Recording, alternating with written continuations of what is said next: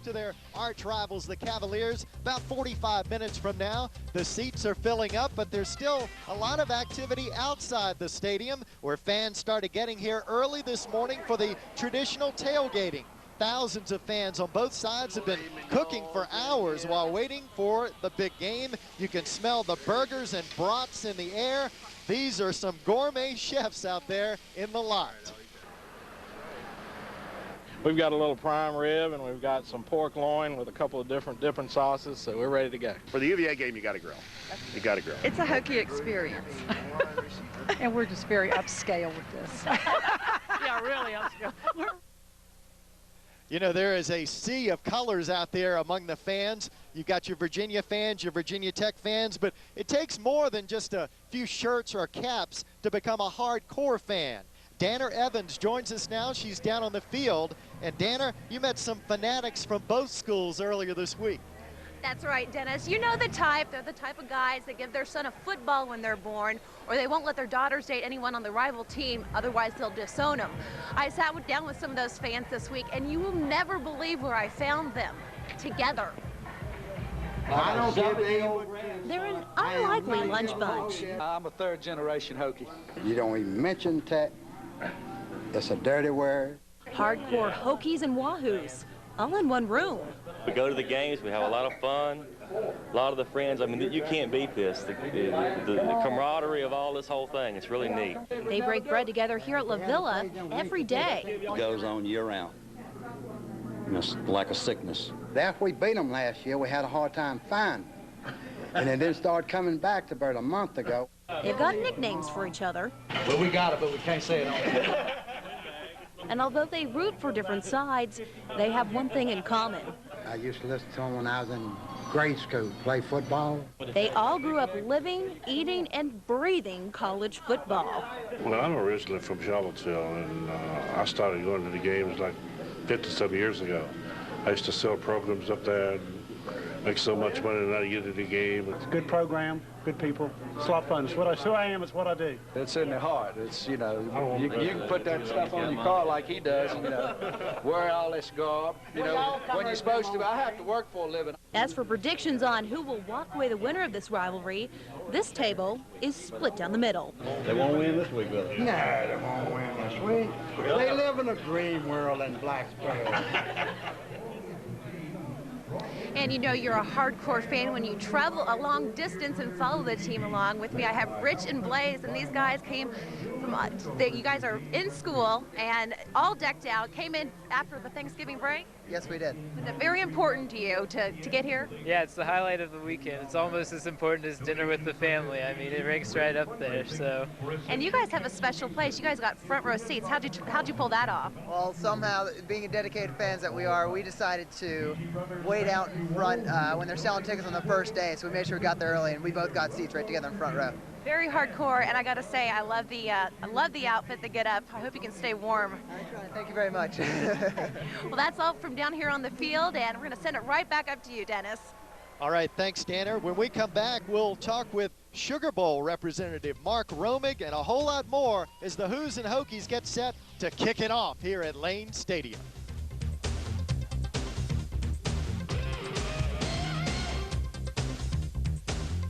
Versus Hokies, brought to you by these fine sponsors. Explore the opportunities a graduate degree from Radford University can offer you. Radford University will challenge you to reach career goals and achieve the quality of life you desire. RU Graduate Study will enhance your skills, knowledge, and confidence through hands-on experience, great teaching, and real-world application. Visit the Graduate College website to learn more about your RU opportunities in Radford, Abingdon, and Roanoke. Give your family an enchanting holiday experience with the Southwest Virginia Ballet's The Nutcracker. Come enjoy the region's most gifted dancers along with artists from New York's Joffrey Ballet and the Roanoke Symphony Orchestra. This year, we'll dazzle you even more with fabulous costumes and spectacular new scenery. A delight for all ages, come see the beauty of The Nutcracker Saturday, December 4th at 7:30 p.m. and Sunday, December 5th at 3. For ticket information, call 540-853-5483 or go online to svballet.org. The world's largest Toyota showroom is at Oak Ridge Toyota. The largest sale ever is going on right now. Save up to $5,500 on new Toyotas right now during Oak Ridge Toyota's holiday $49 over invoice sale. For 1 week only, every 2004 model and many 05 models are just $49 over invoice. That's a savings of up to $5,500. Hurry into Oak Ridge Toyota and save big today. Hurry, and this sale ends soon at Oak Ridge Toyota. Chronic knee or hip pain can keep you off your feet, but it doesn't have to. Centra Health's Joint Replacement Center of Virginia specializes in the treatment of joint pain. Our unique joint camp offers a proven approach where patients go through surgery and rehab as a team, and each patient is assisted by a personal coach. Whether you're enjoying the outdoors or playing with the grandkids, getting back on your feet is easier with Centra Health's joint camp. The experience you're looking for at Centra Health. Welcome back to Lane Stadium. We're pleased to be joined at this point by Mark Romig, the president-elect of the Sugar Bowl Executive Committee. Mark, great to have you here in Blacksburg. Thanks, Dennis. It's a real pleasure for us. Tell us, you're here to see both these teams today, Virginia Tech and Virginia. We are observing both teams. The ACC is just a special conference, and as you know, both teams have had a history at the Sugar Bowl, so we're just glad to be here. We really are. Now, I know one of the guys on the Sugar Bowl committee is the father of the punter for Virginia Tech. That's right. Ronnie Burns is on our committee from New Orleans, and his son Vinny is the senior punter, and it's a special day for them too because it's his last game to watch him here at the stadium. So, Mark, I did notice you're shivering a little bit. Yeah, it's Didn't cold. you hear the stories about Blacksburg? It's always colder you know, here. New Orleans, the Superdome, it's always heated, but it's great to be up here. I've heard so many great things about Blacksburg and just the Virginia hospitality, and Virginia Tech is special. We have a member down there, Chuck Zadaran, whose daughter went to the Virginia Tech campus, and he always brings special stories back. Last thing, anything in particular you're looking for today as you watch these two teams? No, we're excited to be here because both teams travel well. If they are fortunate to come down to the Sugar Bowl, if we're fortunate to have them, we'll have a great game. Great. Mark, thanks for joining us. Thanks, Dennis. Appreciate it. Yes, sir. Mark Romig of the Sugar Bowl Executive Committee. It's no secret this is the game UVA and Tech players, fans anticipate the most every year. Because if your team wins this game, you've got bragging rights for the entire year. And that's even sweeter if you and your rival work in the same office. Walk into Consensus Real Estate Services in Lynchburg and take your pick. Virginia on the right, Virginia Tech on the left. I usually just tell them to go ahead and clean their feet with the Virginia rug and then come in my office anyway. Dodd Harvey and Virginia grad Don Pendleton formed a partnership 4 years ago. They've worked together in the same building some 13 years and haven't killed each other yet. Mr. Jefferson would want us to keep it on a gentlemanly level, so I think we do. Tell me that isn't the neatest looking. Now look at that. That's a Brian Randall signature right there. Is that a piece of art or what?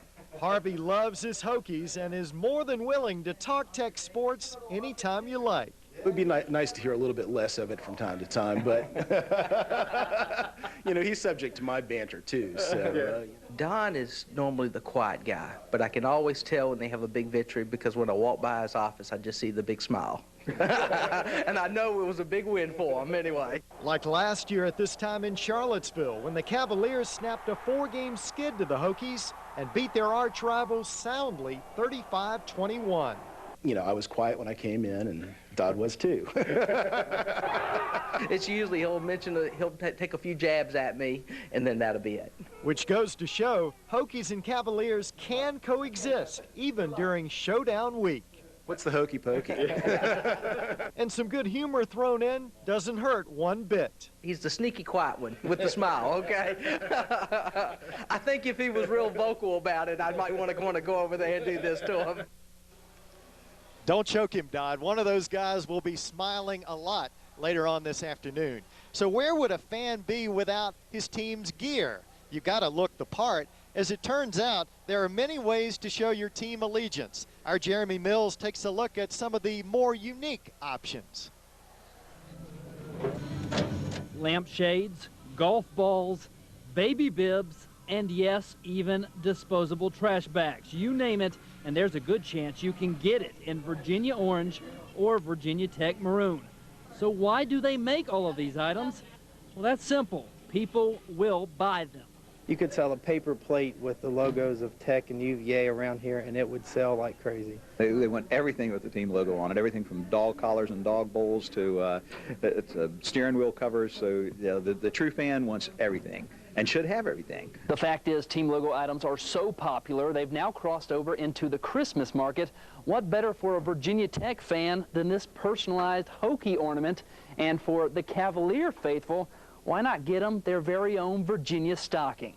What's the strangest thing you've ever seen with the logo on? Probably a toilet seat cover. That's probably the strangest item. And really, who can blame anyone who buys a customized piggy bank or a Tech chef's hat? If it helps them get up for the game, then why not? In Lynchburg, Jeremy Mills, ABC 13 News. Thanks, Jeremy. We've got much more to come, including a Lynchburg school who's used the Who's Hokies rivalry for a good cause. Stay with us.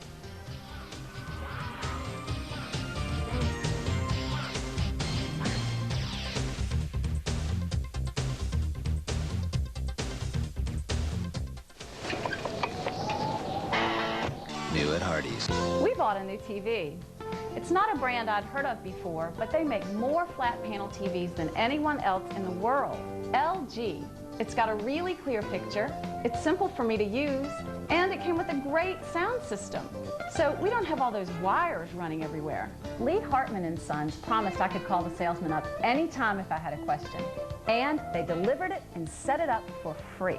LG. Life's good, and Lee Hartman & Sons made it better. Let me ask you, are you one of those folks who would rather have a good hot dog than a so-so steak? You are? Then you're certainly not the kind to settle for a so-so hot dog, particularly now that Valleydale has brought back its original honey weenie. Still the only Frankfurter made with pure natural honey. Pick up a package at your grocer. The original Valleydale honey weenie. It's the hot dog lovers love. Hey Roanoke, Chuck Baker here. We've turned November into Yes-Fember at Haley Toyota. Tired of hearing no? Well, we're saying yes. A better price? Yes, Haley has up to $1,500 in rebates. A better trade? Yes, Haley will give you top dollar for your trade-in. Toyota certified used vehicles? Yes. The new 2005 Tacoma? Yes. Credit problems? Haley still says yes. Save at Haley Toyota's annual Yes-Fember event because Haley has it for yes. State bragging rights, the Commonwealth Cup, a share of the ACC championship.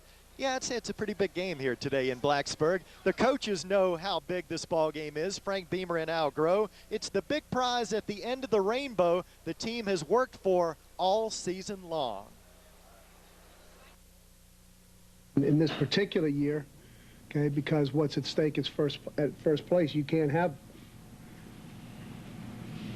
much bigger pot on the table than that. The winner's got at least a share of the conference championship, so I think that adds emphasis and certainly there's bowl implications, and so I'm not sure it could get any bigger than what it is this weekend. You know, a famous football coach once said the future is now, and that's the case with college recruiting. It is, Dennis. Teams are always trying to build that foundation for the future. And our John Oregon recently had the chance to talk to both a future Hokie and a future Cavalier. They are the building blocks of any successful football program. If you can win the recruiting wars, then odds are down the road you'll win the war on the field. Many of today's high school football athletes hope that one day they can write their own chapter in the Virginia Tech rivalry. Both schools have very good traditions, and I mean, I like both schools, but in the end, it came down to, you know, who I felt most comfortable with, and I felt Tech was a place for me. I like the atmosphere, and plus I just wanted to play with Mario again since I didn't get to play with him in the state championship yet when I was a sophomore. Each player has his own reason for becoming a Who or a Hokie, and needless to say, they will be paying close attention to Saturday's showdown. I'll be looking for him to try to throw the ball more to get the receivers into the game, since last week they couldn't get it going. Well, versus Miami, they couldn't get it going in the receiving game. Well, I mean, I've been watching this rivalry ever since I can remember, and it's always, I mean, no matter what the records are, it's always a close game. It always, most of the time, comes down to the end. So I'm really excited. I'll be up there this Saturday. The recruiting wars have no boundaries. Virginia senior linebacker Dennis Haley went to Salem High School about 20 minutes away from Blacksburg. but he decided to become a Cavalier. It's been difficult just getting the heckling from you know, my family and, you know, friends that are in Blacksburg and in Roanoke. But, you know, the recruiting part, I've always been a Crew fan, and I came here because I love this university and the tradition that it had. And if you're a football fan, it's hard not to get excited when these two teams play. You know, Dan, the spirit of this rivalry, you can find it everywhere you go, especially in the week before the ball game. Holy Cross Regional School in Lynchburg captured that excitement in a fundraising contest between fans of the Cavs and Hokies. For 2 weeks, students and faculty members chipped in money from pennies to rolled up coins to their favorite team, the Hokies or Cavs, hoping to raise more money than their rivals. The team collecting the most money got to fly its school flag on the Holy Cross flagpole all week leading up to the game. After much counting, Virginia Tech won by $57. So we're very excited, and that flag will fly now. We don't want to leave anyone out. On Monday following the game, whichever team wins, we're going to fly that flag as well. Now, the big winner in this fun contest is the Jubilee Family Development Center in Lynchburg. Holy Cross collected $1,000 for the center through this and another fundraiser. That's a great job by the Holy Cross kids and faculty. So what do you do if you've earned degrees from both Virginia and Virginia Tech? Who do you root for today? We've got that story and more coming up as our special continues live from Blacksburg.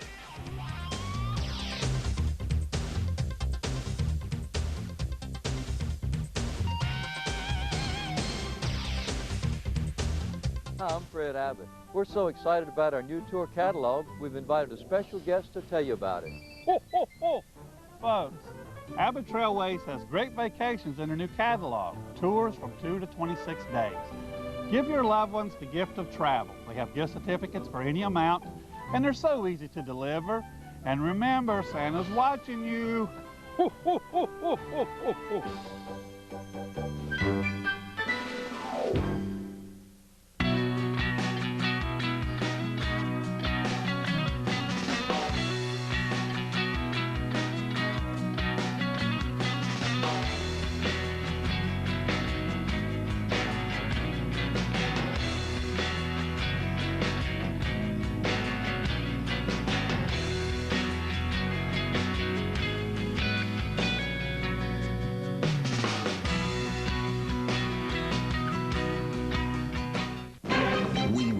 The bar on design. We push the limits of performance. Now, every great story deserves a happy ending. It's Nissan's National Year-End event. Get year-end deals on every Nissan you see. Cars, trucks, and SUVs. And lease the all-new 7-passenger Pathfinder for just $329 a month. Hurry to your Nissan dealer while the story continues, because these offers end November 30th. Call this number or go to this website for your tickets to Lynchburg's spectacular Living Christmas Tree. Thrill to the beauty of over 100,000 lights dancing to the music of the season. Experience the pageantry of the Nativity portrayed in powerful grandeur. This year's performance is packed with music for everyone. Lift your voices in a time of praise and worship featuring the songs of the season. Don't miss the brand new Living Christmas Tree presented by Thomas Road Baptist Church. Welcome back. Kickoff for the Cavaliers and Hokies just after 1 o'clock here at Lane Stadium. You know, with a great rivalry like this, you're going to have your Tech fans and your UVA fans, a clear division. But that's not so much the case with a man I had a chance to speak with earlier this week. Everybody's excited this year, so, you know, that's... Retired General District Court Judge Paul Whitehead earned his undergraduate degree from Virginia Tech. Then went straight to law school and got his degree from UVA. So who does Paul root for today? The Hokies or Cavaliers? Let me say I'm a big fan of both schools. Have season football tickets at each school. But when they play each other, I root for Virginia Tech, which is my first school. Whitehead's car does have a 67 VPI license plate. So maybe he's really 100% Hokie. Well, I've got 2 license plates. On my Mercedes, I have VPI 67, and on my pickup truck, I have UVA 70. Paul and his wife have season basketball tickets in Charlottesville and attend women's games in Blacksburg. He's very proud of both his schools, and one of his favorites on the field, definitely number 3. I'm a big Brian Randall fan. He has just been wonderful, and his career statistics now are superlative, and he's done a great job. Whitehead says he wouldn't miss this annual showdown, and he hasn't for as long as he can remember. I've been to this game forever. We used to play this game sometimes in Roanoke, if you remember, and back in the 60s and what all. So I've probably been to this game, 35 consecutive years. Man, that's quite a streak. 35 straight years. Over that time, he's seen a lot of good football and some bad football during some of those years. Paul and Hokie fans throughout the state are loving Virginia Tech's move to the ACC. The new conference means rivalries with teams a lot closer to Blacksburg. Teams like Wake Forest, NC State, North Carolina, and Duke. The big plus for fans, much shorter road trips, a chance to support their team away from Lane Stadium. We would seldom go to Pittsburgh or any of the Big East schools, but we've been to several of the games already that are out of town. Of course, we go to all of the games in Blacksburg. Next year, we're going to try to make it to at least half the road games, whereas when we were in the Big East, I think maybe one road game a year. By now, we know just how important this football game is for the football players, but what's a football Saturday like for the band members? Coming up, we'll talk to the Marching Cavaliers and the Marching Virginians. Southern Health has been a part of communities in Virginia for 20 years, offering health care benefit plans to both large and small businesses. Southern Health offers a choice of health care benefit plans to fit the needs of you and your family.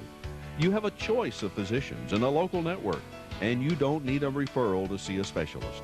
Southern Health is happy to be serving the Lynchburg community, now providing businesses throughout Central Virginia with a choice of health plans.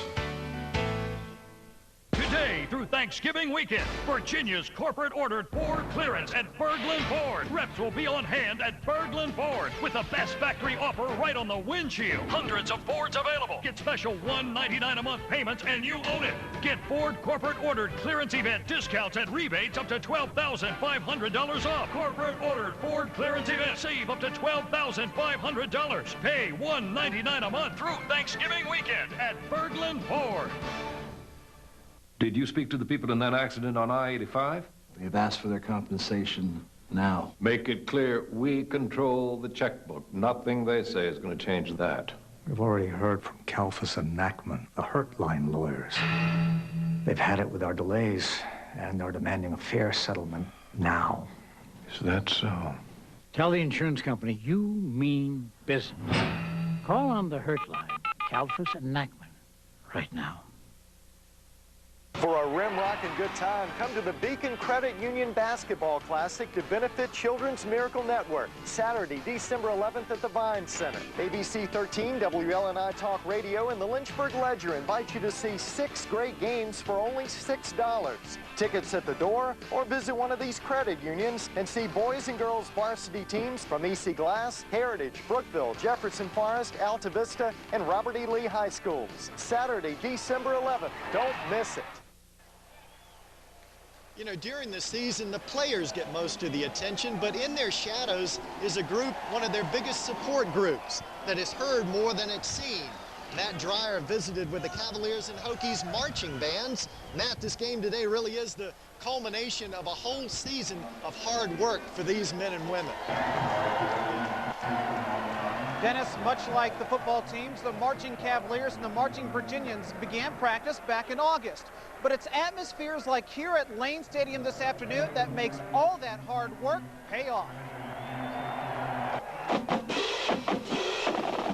It just punches you in the face with the sound. It just resonates through the whole stadium. It's awesome. The sound is great. While watching touchdowns being scored on the field, fans have no trouble hearing sounds from the MV. The Marching Virginians, Virginia Tech's marching band, now facing even tougher games in the ACC. Fans and the MV share one common goal: cheering on the Hokies. You hear all the cheers and people screaming for when we play and stuff. It's a rush. A lot of the cheers that the fans do started in the MV, so there's a big tradition, and we work well together. Marching on the field is something new for students in Charlottesville. The 170 members of the Marching Cavaliers hit the practice field for the first time in August. And since then, it's been a learning experience. We walked through the tunnel that first time and you see a sea of orange. You kind of freeze for a second because, you know, I've never seen that before from that perspective. From the stands to the field, band members feel it's a full-time job keeping these fans excited, but it's a job they enjoy. It's always a little stress to get it together, but it always turns out wonderful. Just when you're down there, you're on adrenaline and just running from your mind. It's a big payoff coming to the games and getting all the support from everybody because it's a ton of work. For some band members, they're not as concerned about how far the pigskin is thrown, but how far it'll take them. The hopes are is we beat Tech and Tech beats Miami, so we can go to a nice bowl game. Something in the win column's always nice too. Plus a free trip, you know, to a bowl game, hopefully. It's all about the free trips to the bowl games, and before this game begins, both teams, both bands will come out of this field and perform together. 500 members combined, something I'm told rarely happens. Now, the football rivalry between these two teams is intense. The two bands hope their rivalry is a little bit more fun. Dennis? Thanks, Matt. The Hokies are being introduced down on the field. Hokie seniors on the final home game of the season. Back with more of our show live from Blacksburg right after this.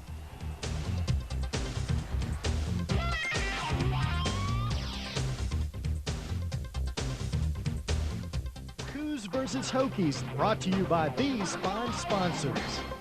More than 1,000 cancer patients cared for. More than 3,000 smoother running hearts. More than 400 hips and knees replaced. More than 2,500 newborns introduced to the world. That's just 1 year at Centra Health, where patient satisfaction scores are among the highest in the nation. Lynchburg General Hospital and Virginia Baptist Hospital. The experience you're looking for at Centra Health. Introducing the all-new Dodge Dakota. It has a lot more of what you're looking for. Power, the only V8 under 20,000. Size, the biggest overall interior room. Capability, up to 7,000 pounds of towing capacity. In fact, there's only one thing Dakota doesn't have a lot of: competition. The all-new Dakota. It's a lot more truck for a whole lot less. Now through November 30th, make no monthly payments until April and get up to $3,400 in total savings on the all-new Dakota. Give your family an enchanting holiday experience with the Southwest Virginia Ballet's The Nutcracker. Come enjoy the region's most gifted dancers along with artists from New York's Joffrey Ballet and the Roanoke Symphony Orchestra. This year, we'll dazzle you even more with fabulous costumes and spectacular new scenery. A delight for all ages, come see the beauty of The Nutcracker Saturday, December 4th at 7:30 p.m. and Sunday, December 5th at 3. For ticket information, call 540-853-5483 or go online to svballet.org.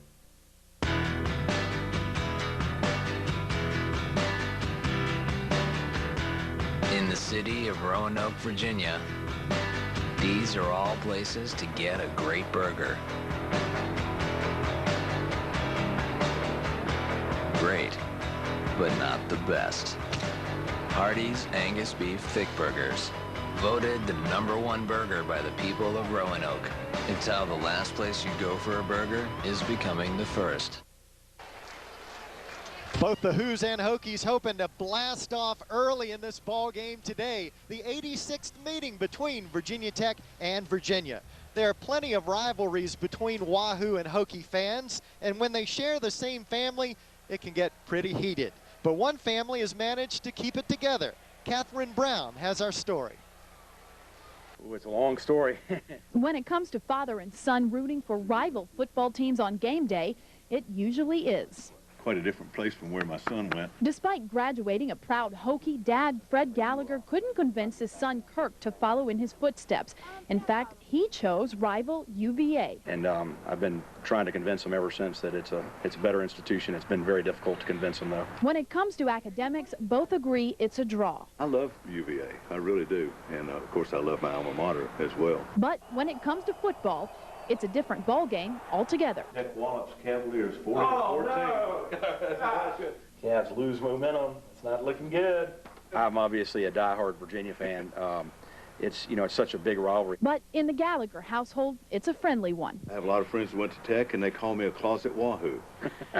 A Tech grad who secretly calls for the Cavies, it's unheard of. But Dad says Kirk spent 12 years in the military, and now that he's home, And it's so good to have him back. We couldn't argue about anything. still on game day, it's back to the basics for both. I root for Virginia until they play Virginia Tech. Keeping father and son in the good graces of all fans. Catherine Brown, ABC 13 Sports. Now, Fred and Kirk will, of course, be watching today's ball game, but from separate houses. It can get a little heated at times. This rivalry can get the best of us, even folks at ABC 13.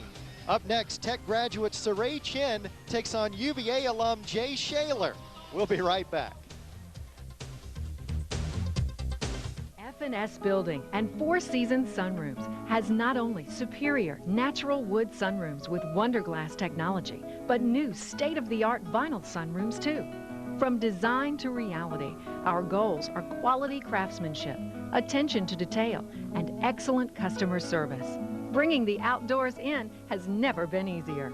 Visit our newly remodeled showroom or call F&S Building and Four Seasons Sunrooms in Roanoke today.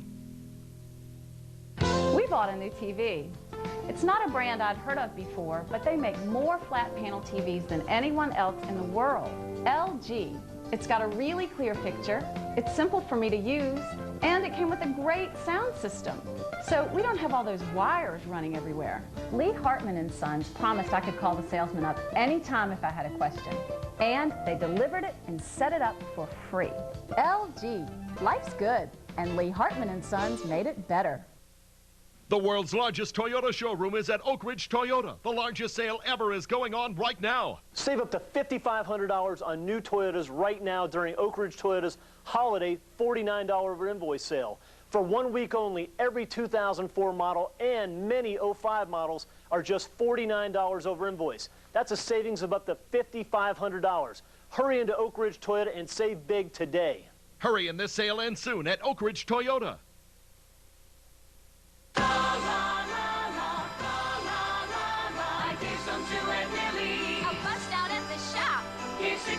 That sure was neat. They really made him drop. Oh, friends and new friends, co-workers by the store. A perfect gift so sure to lift the hostess right next door. Oh, give the gift of scratchers. Give all four and more. Give the gift of scratchers and watch the spirits soar. Holiday scratchers from the Virginia Lottery. The more you give, the merrier. La la la. The Virginia Tech Corps of Cadets Regimental Band is making its way into Lane Stadium now. The rivalry doesn't stop at the field. Sometimes it even extends into our newsroom at ABC 13. Jay Shaler graduated from UVA and Saray Chin from Virginia Tech. We sent the two out to Big Lick Tropical Grill in Lynchburg, where alums face off every year in a musical parody contest.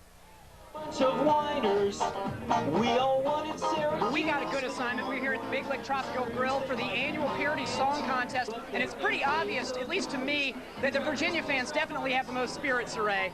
Jay, I know you're kidding about this. No, not at all. Virginia Tech obviously has the bigger, better fans. Well, I think you're going to have to show us. Let's go. We'll send you down to Blacksburg, Virginia.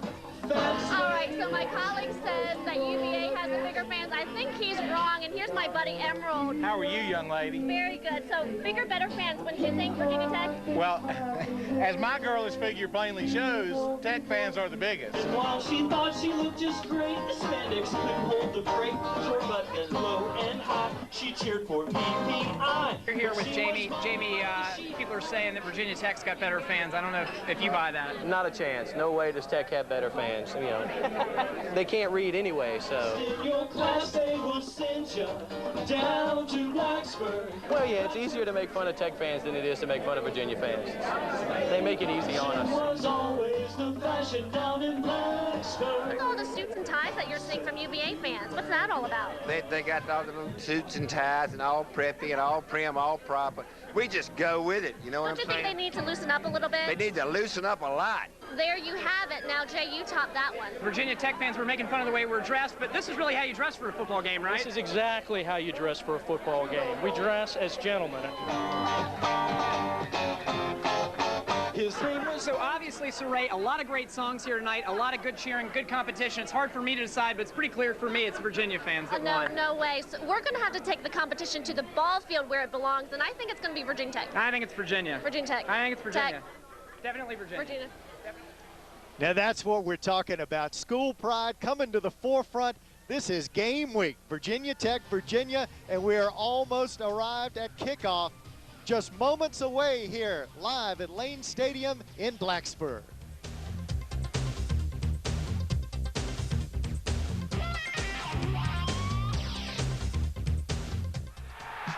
What's it mean to be nationally ranked? In Virginia, it means lots of happy fans. It also means lots of healthy fans. Carillion, bringing nationally ranked healthcare home to Virginia.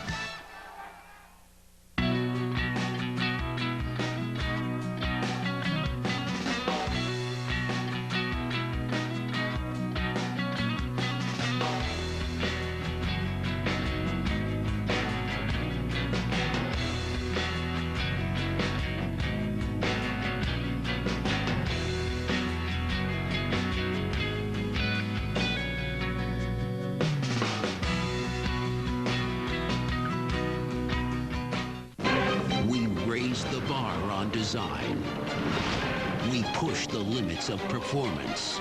Now, every great story deserves a happy ending. It's Nissan's National Year-End event. Get year-end deals on every Nissan you see. Cars, trucks, and SUVs. And lease the all-new 7-passenger Pathfinder for just $329 a month. Hurry to your Nissan dealer while the story continues, because these offers end November 30th. Let me ask you, are you one of those folks who would rather have a good hot dog than a so-so steak? You are? Then you're certainly not the kind to settle for a so-so hot dog, particularly now that Valleydale has brought back its original honey weenie. Still the only Frankfurter made with pure natural honey. Pick up a package at your grocer. The original Valleydale honey weenie. It's the hot dog lovers love. What's it take to recruit the best athletes? In football, it takes a winning program. The same goes for recruiting nurses. Carillion, bringing the nation's most skilled nurses home to Virginia.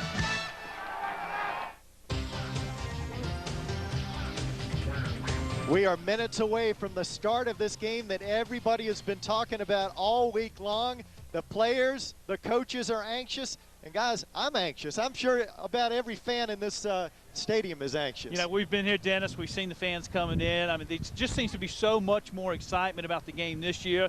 Primarily, you know, so much is on the line for both teams. The game should be great today. It's going to be a great ball game, and we thank you for joining us for our special. Make sure you keep it right here on ABC 13 because the Who's and Hokies are straight ahead. Everybody enjoy the game, and we've got highlights tonight on News 13 at 11 o'clock. Good afternoon. Who's versus Hokies, the first ACC battle, is brought to you by ABC 13 Sports and these fine sponsors. ABC 13 Sports, coverage you can count on. On GMV Friday, be the hero in your home this holiday season with the perfect kid-tested and kid-approved toys. We'll have the latest research. We'll see you at 5:30. ABC 13 Weather's triple Doppler radar. The flood watch goes right on straight through tomorrow at lunchtime. That could produce a tornado. 3 times the coverage of weather as it happens. Coverage you can count on. What makes your heart feel good? Children, family, the company of friends, a hobby, a calling, giving of yourself to help others. In 1 year, Centra Health Strubans Heart Center performs more than 3,000 major cardiac procedures, so our friends and neighbors once again can do the things that make their hearts feel good. Lynchburg General Hospital and Virginia Baptist Hospital, the experience you're looking for at Centra Health.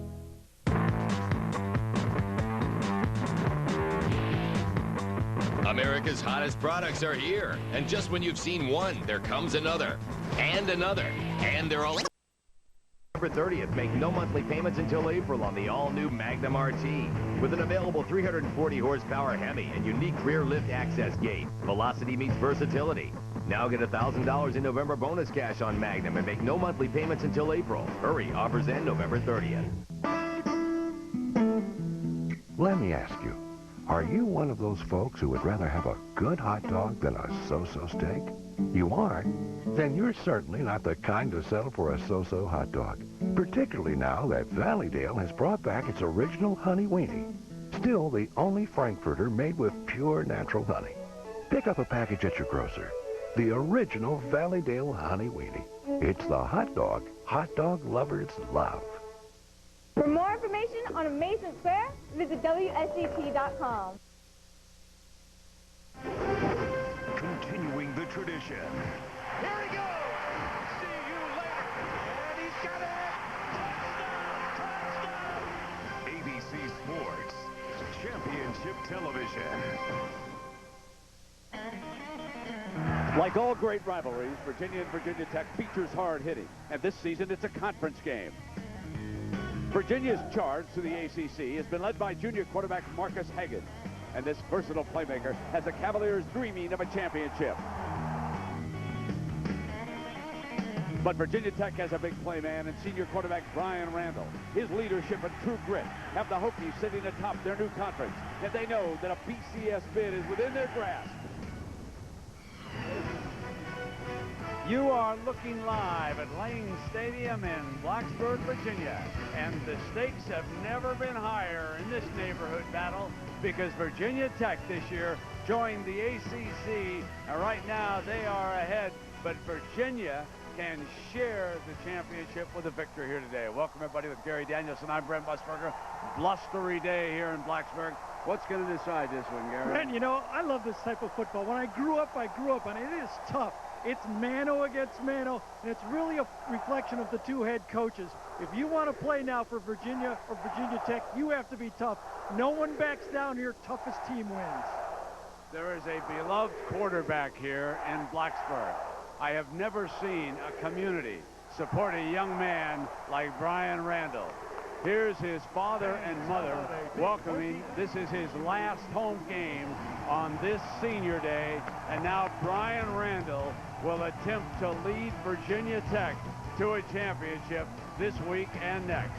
Right now, let's send you to New York. Here's John Saunders and the gang. To the Hartford Mutual Funds pregame show. We're going to hear from my partners in just a moment, but we should lay out the day for you. Interesting because Virginia and Virginia Tech are both still alive to win the ACC. In the Big East, Boston College with a win today, and they're going to walk away with everything. Iowa State, if they beat Missouri, they will face Oklahoma in the Big 12 championship game. Yes, they will, John. It's one of those things we were talking about a month ago. We were looking for a team in the Big 12 North to really step up. Who thought it would have been Iowa State, especially after starting out 0-3. They've won 4 straight, and they're doing it with their defense, rushing the passer very well, causing a lot of interceptions, been able to put pressure on that. Their defense scored 6 touchdowns this year. With the way Missouri's playing, they're going to challenge the Tigers. You know, Missouri's got all the great players, so their Iowa State's got the team concept going. How about Virginia Tech? Back a long time ago, they played USC and really played the socks off USC. Well, they've got to do the same thing in this ball game here. They control their own fate. Plus 12 in turnovers. Got to remember that. And also remember this, that their defense and or special teams has scored touchdowns in 5 games. All right, those are those implications. In the SEC, it's already laid out. It'll be Tennessee against Auburn in the championship game. Tennessee with a little tune-up against Kentucky. Clausen goes 18 yards to Tony Brown, gets it down to the 1-yard line, sets up a touchdown. We'll keep you up to date with all of those scores and plenty more when we see you at halftime. Your game is coming up after this.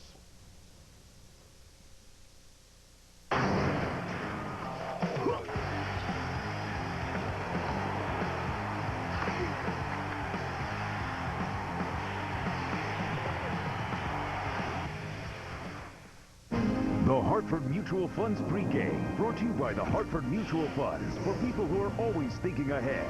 We'll be back with the kickoff after these messages.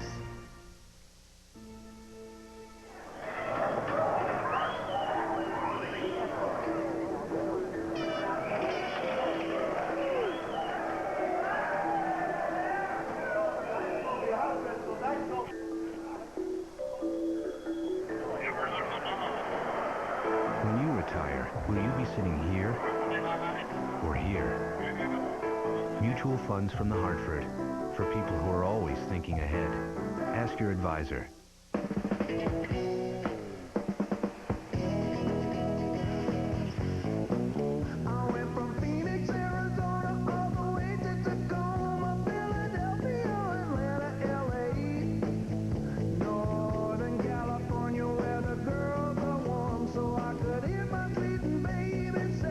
Wrangler 5-star relaxed fit premium quality denim. Wrangler, real, comfortable jeans. Hello, children. 'Twas the night before Christmas, and all through the house. T.O.'s the best receiver in the NFL. I know that don't rhyme, but y'all know it's true. And out on the hardwood, what else do we know? When Ben Wallace jams it, you must feel the throw. Check out that slap shot. Martin, St. Louis, while Josh Childress is driving and popping the 3. With me up in Philly, the Eagles take flight. 'Tis the season for giving. For receiving's, aye. This season, give ESPN 2K5 video games. Rated E for everyone. This is Stan. Stan knows IT. And Stan knows if there's any news from headquarters, he can use Sprint to connect wirelessly and order parts instantly. Sprint helps Stan and 2,500 HP service engineers do their job faster, which saves HP millions in overtime. With Sprint, Stan's world is efficient, wireless, beautiful. Learn more at sprint.com. Here in Blacksburg, all Hokie eyes will be on the initial part of the game on the running of their running back, Mike Emo.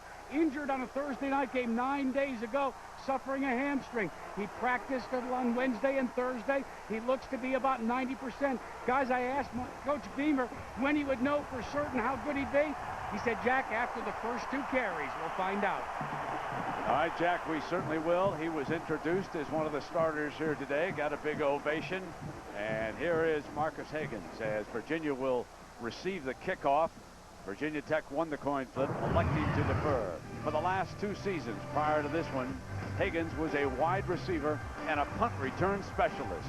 Now this very versatile athlete, this junior from Hampton, Virginia, will lead the Cavaliers offense here today. And he reminds defensive coordinator Bud Foster of a fellow by the name of Michael Vick. You might remember him, a legend here in Blacksburg, and number 18 will be under center behind an outstanding offensive line.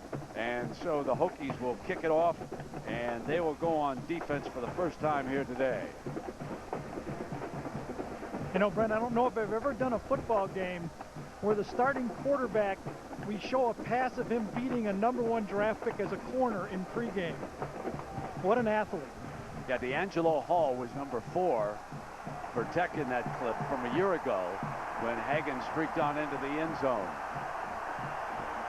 But it's the first conference game between these two in, well, almost 70 years, since back in the days where both schools were members of the old Southern Conference. Marcus Weeks back deep to return along with Michael Johnson.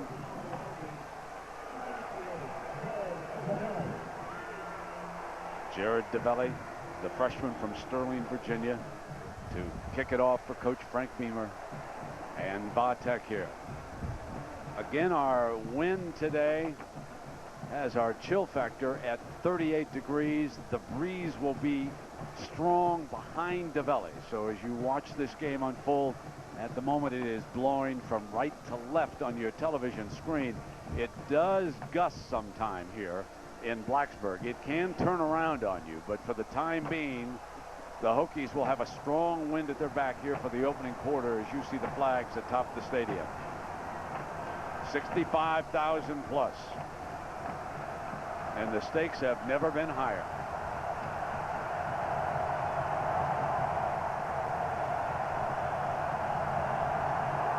Underway in Blacksburg. At the goal line is Weeks.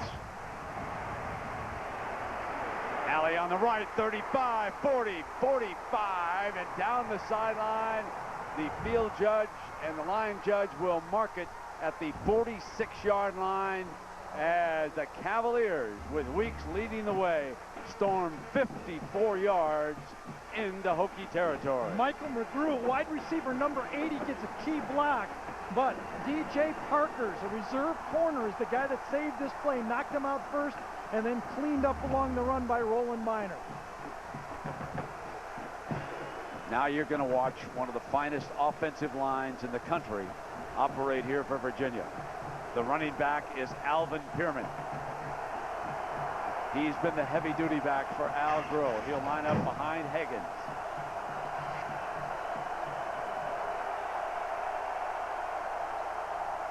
And we'll hold on here a minute. Must be a scoreboard thing. The officials are all talking to each other. Chains don't look. The chains have been hooked up. They're untangled on the far sideline. Jack Childress is our referee. Is. And he'll get the chains straight. Now there's a puzzle. We'll get the chain gang ready. Every inch counts. Get all those links undone.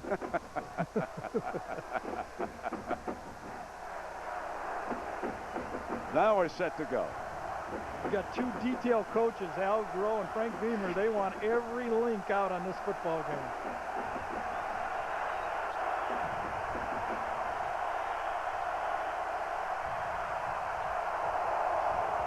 Here comes Pierman with the game's first handoff.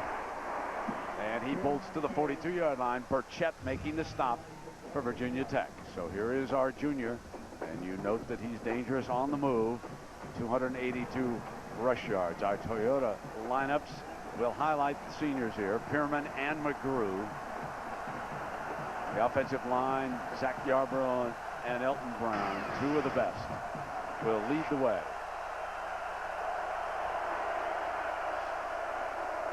Pierman on a cut to the hole, brought down as he comes across the 40-yard line against this defense. Jim Davis, the only senior up front. And the linebackers for Virginia Tech. Backey will play, but Adibi will come in and be a constant performer. Three seniors in the secondary, and Jimmy Williams will have to see what his future is. The offensive line for Virginia have not missed a game. All five offensive linemen and Heath Miller, the tight end, have been together all year. They work as a unit. Third down and short. They'll attempt to throw for it. They've got the first down as they flash it over to the side now, and they hit Michael McGrew, the senior from Birmingham, Alabama. Get your quarterback out with a safe throw, and Heath Miller, the big tight end, caught 70 balls a year ago, used differently. He's going to come out. He's going to be, oh, there's Miller right there, excuse me, comes out from the slot, two tight end formation, cleans up the play, different looks, using the tight ends in different spots. Estes is in the game. Here's Miller down here. The ball on the Tech 31-yard line on first down, coming back with Pierman, slashes into the middle to the 26-yard line. So strong performance by this offensive line, Gary, just moving straight ahead. You can see that they are first in the ACC, averaging almost 250 yards a game, ninth in the NCAA, as Al Groh brought an NFL-style offense, grew up under Bill Parcells with the New York Giants. Here's Pierman. He crosses the 25-yard line, and it will be third and short again coming up. They converted their first third down play. Mike Daniels, the senior free safety, up to make the stop. Hey, this is NFL football. You basically have three tight ends in the football game. Heath Miller, Estes, here's a tight end, here's a tight end, and Santee came here as a tight end. He's now a fullback, okay? Watch this. These three guys right here, plus that offensive line, they're just mashing right now. First down marker is at the 21-yard line. Three tight ends again, but Miller's at the top. Higgins back in the shotgun, running hard to the left, looks downfield. He's going to take a loss. Tackled at the 28-yard line by James Anderson, the junior linebacker from Chesapeake, Virginia. Field goal time for Virginia. Connor Hughes, number 6, is the junior from Williamsburg, Virginia. John Phillips, a redshirt freshman from Memphis, is the holder there, number 14. This is a 45-yard attempt into the wind. This is certainly, under any circumstance, no gimme. And Virginia Tech holds after a 54-yard kickoff return. It is the Tech's defense as Beamer Ball blocks another kick. This time, it's a field goal. I used to start each day feeling inadequate, powerless, but I didn't know why. The days were filled with anxiety and discomfort. No matter how hard I tried, achieving my goals and aspirations just seemed impossible. Then one day, I met Dave.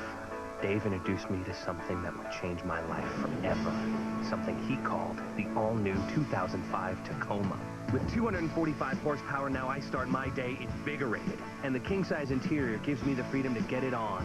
Thanks to the all-new Tacoma, I'm living the dream. Roomier, brawnier, versatilier. The all-new Tacoma. Now that's moving you forward.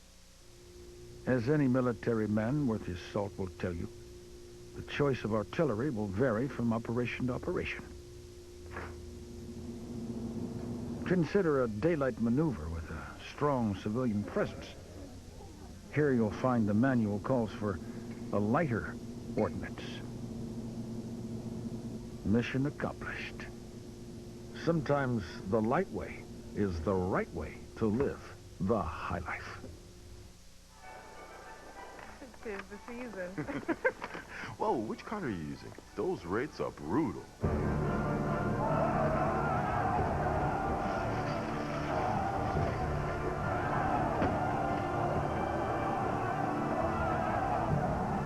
I'll use our new Capital One Prime Lock card. The new Prime Lock card from Capital One. It's set at Prime, so you never have to worry about your interest rate again. What's in your wallet? Beamer Ball now with 105 block kicks after that blocked field goal by Jimmy Davis, the senior from Highland Springs, Virginia, in his final home game. Brian Randall, the senior quarterback, brings the Tech offense up at the 26-yard line, and Virginia claiming it was pulled offside over there on that right side, Gary. A little bit of flinch by the backup tight end in the football game. Virginia Tech starting with two tight ends. Prior to the snap, there was a false start on the offense, number 85, 5 yards, still first down.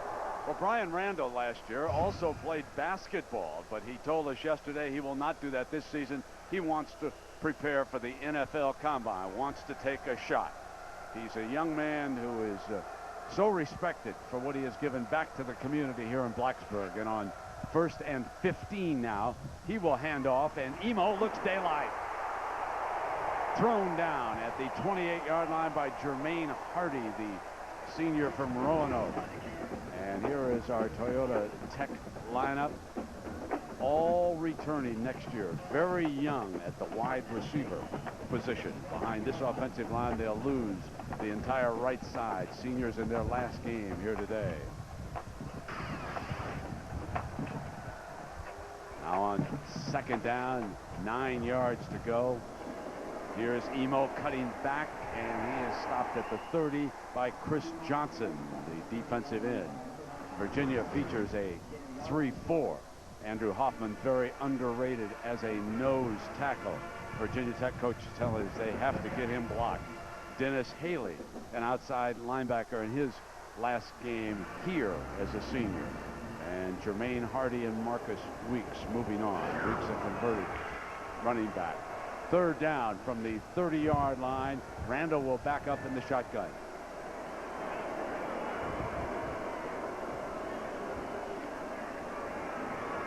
Straight back, gets time, flares, got the 1st down.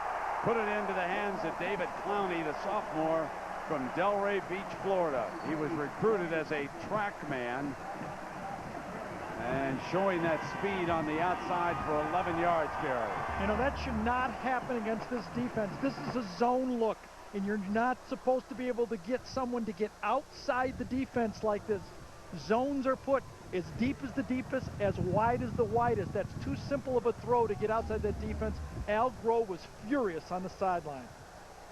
Jeff King, the tight end, is over on the right side of the formation. Here comes Emo to the 45-yard line, picking up 4. Johnson making another stop on it. And Virginia Tech's Brian Randall telling us what message he wants to send to the Virginia defense early. On the first couple of series, you want to hit them in the mouth and make sure they know that you're going to be there for 4 quarters. So it ain't going to be no let up. It ain't going to be no cakewalk. We'll come out there and we want to let them know we're going to be ready from the jump, to be ready to play smash mouth football. And that's the kind of game we expect here today. 2nd down and 6 for Randall and Tech. Short drop, 3-step, got another first down, working well to the outside over there. He's been able to use it that time. Josh Morgan. When you're able to run the ball, you move that safety up a bit, the corners back up, off, and all of a sudden an easy throw to the outside. Brian Randall so much more confident as he's progressed in his career. He feels he's the guy. He feels confident with the football in his hands, not afraid of mistakes, and he's producing. Randall and the Hokies now from Virginia's 45-yard line. Here's the option. Late pitch now. And across the 40-yard line is Cedric Humes, number 32, the junior from Virginia Beach. There you see it. Does things in big ways, and he does things in small ways, the little things, being the guy in the huddle to calm things down. When people look at him, he told us, Brent, he wants his team to know that everything's okay in the huddle. Look at my eyes. Eddie Royal, the freshman from Herndon, split far out now to the right side on this 2nd down. They'll muscle Emo back up, and the middle of that Cavalier defense jumped on that play, led by Brennan Schmidt, the junior from McLean, Virginia. Oh, Brennan Schmidt was on a stunt that time and got inside his offensive tackle and made the play. When people start running the ball against your 3-4, you just can't sit there.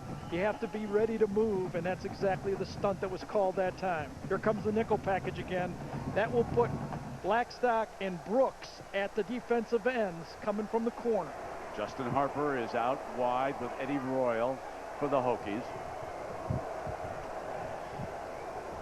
First down marker at the 35, and Randall stands tall. Broken out beautifully that time by Marcus Hamilton, who's moved to the starting lineup here today. He has regained the spot from freshman Philip Brown, who was left behind for this game. Ball was thrown late. Marcus Hamilton was able to close in on that ball. It just hung and hung, was thrown a little bit too far to the inside, but mostly the ball was late. And that long throw across the hash gave Hamilton time to knock that ball down. He made 2 interceptions against Georgia Tech. And he ends them, right? Big game he did against Georgia Tech. He was covering the sensational freshman wide receiver, Calvin Johnson of Tech. Vinnie Burns into punt, and no penalty, no flag. That could have been acted a little bit better. That could have drawn a 5-yard penalty there with a little bit of acting.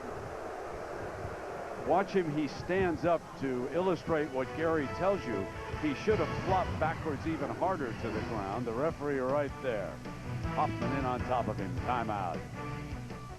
I'd like my hard drive to fry like a mozzarella stick. I'd like all our family photos to just disappear. I'd like catastrophic system failure. Millions of Americans are just asking for a computer virus because they're not nearly as protected as they think they are. You know, it'd be awesome if my computer could make the sound of a Yeti. That's why America Online now gives away virus protection to all our members. Absolutely free. That's what I want. Want a better internet? You belong at America Online. They set up in the eye on this, the last play of the game. And here's the snap. Hand off to the tailback. Peterson tries the right side. Wow, what a hit. But he stays on his feet, and he's broken to the outside, and it's wide open. Touchdown. Give him a touchdown.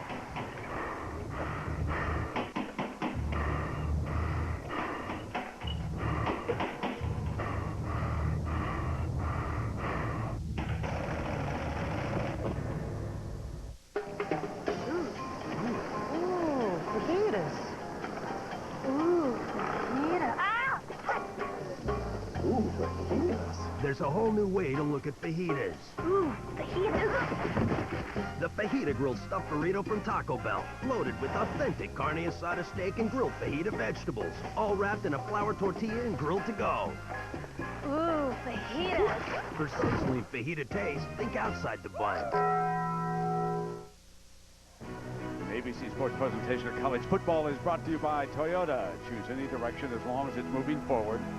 The Hartford Mutual Fund's official corporate partner of the NCAA. America Online. Want a better internet? You belong at America Online. And Taco Bell. Think outside the bun. Cavaliers' second series. They'll take over on their own 19-yard line. Same look again. Heath Miller split wide as the widest receiver. Way down at the bottom here. Pierman, and he is stuffed as he tries to get daylight on the left side. Well, we set up this football game as being tough and gritty, and when you want to win a tough and gritty football game, you have to win first down. You win it by getting 4 or more yards. 3 big plays have to be produced by one of these two teams. Who gets it? Punt, return, kickoff. And if you're behind and you're starting to get sacked, you will lose this football game. And now Cavaliers with a little no-huddle look here. Higgins on a sprint out, throws high and incomplete, bringing up a 3rd down. And I don't quite get the Heath Miller split out wide here for Virginia Tech. It looks to me like the corners, it's not changing or distorting this Virginia Tech defense at all, and they're really crowding all the downfield throws. It has not worked on 3rd down when they get stopped, and it not worked right there on 2nd down. Heath Miller enjoyed a huge day in Charlottesville last year when the Cavaliers dominated Virginia Tech in that game. Bud Foster, the defensive coordinator of Tech, yesterday said they had to be aware of Miller, but they didn't plan anything special just for him. 3rd down. Higgins rolling hard to the right, looking downfield. Nobody open, and he dances out of trouble and finally down at the 22, and the Cavaliers will be forced to punt. James Anderson, the linebacker. Now here is a story, because against Florida State and Miami, the punting team of Virginia struggled mightily. So down at Tech, they switched to Chris Gold. He's a freshman from Lock Haven, Pennsylvania. His brother kicking for Joe Paterno at Penn State. And Chris Gold now is a freshman, and you just know that Frank Beamer can't wait to test the youngsters' nerves. No wide splits for Virginia. They're in tight. Nails it, and Royal, the speedy wide receiver, fields it on the 34. Looks for an alley, and he's down at the 44-yard line. And that's where Brian Randall and Virginia Tech will go to work again. Well, a reminder that the skins competition is coming up next on ABC, and it's a very, very good story. The Merrill Lynch skins game, because Annika Sorenstam and Tiger Woods are both playing. A year ago, Freddie Couples the winner, but Annika handled herself quite well, winning $250,000. And now Tiger Woods joins the fray, along with Adam Scott from Australia. So men are bringing out the big guns against her this year. Right. That's too much money. You know? 1st down and 10. Randall gets time. The offensive line still moving to the 45-yard line, and that was a very exciting 1-yard run, wasn't it, folks? You know, that was where the basketball skills of Brian Randall came through. He was on the basketball team for Virginia Tech, but he had that football. It was just 2 quick, short outs that he had to throw. But Brian Randall just moved and moved and moved, and that's a win for that Virginia defense. His father was introduced. You saw that at the top of the broadcast with a basketball player. So was his brother. Randall, of course, competed with Marcus Vick. Very strained competition, not between the two personally, as downfield incomplete, a 1-hop, but Marcus Vick, the brother of Michael, last year when the team struggled, was sent onto the field early in a couple of games, and at no time did Brian ever complain about his situation. He just kept on playing, and he said to us yesterday that he thought, you know, the cream always rises to the top. Brent, look at Blackstock right here. One of those big linemen. He rushes the defensive end. That's what pushed the receiver, Hyman, wide on that play, and why that pass looked so woeful to the grass. They're down in 9 for Randall and the Hokies. And there's a flag as the time was running down, and there was movement down there just prior to it. Prior to the snap, false start, number 52 of the offense, 5 yards, it's still third down. Jimmy Martin, the left tackle.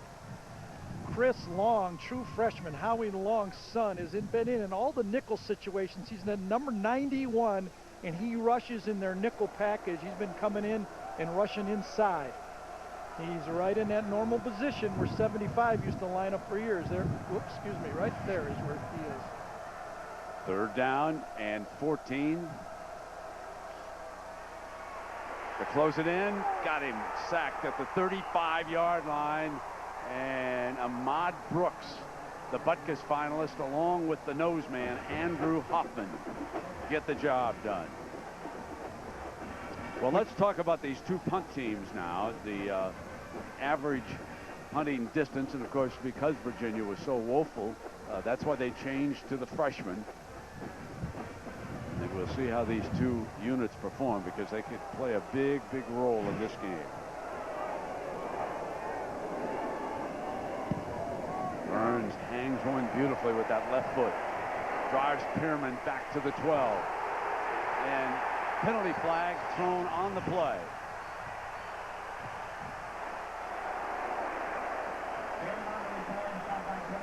I'll tell you, Steve Lloyd that time was very upset he didn't get a call, but he didn't see the flag. It was out there. He was one of the gunners on the play, and he thought he got held or shoved in the back on the play, and he got the call.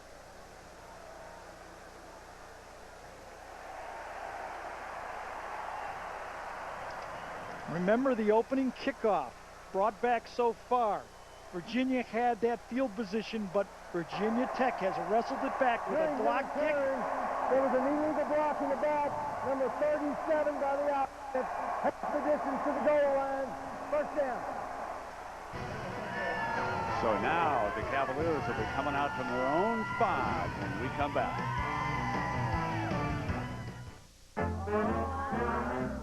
My gift from my aunt.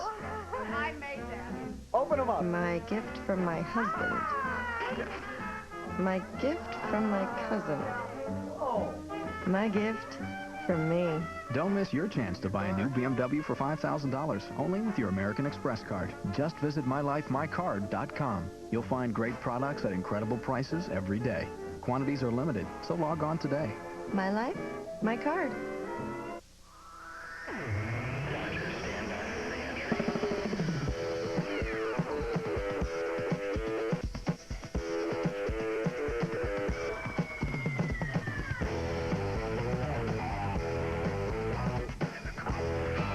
The line between form and function just became razor thin. The Motorola Razr, only from the new Singular. The new Singular, raising the bar.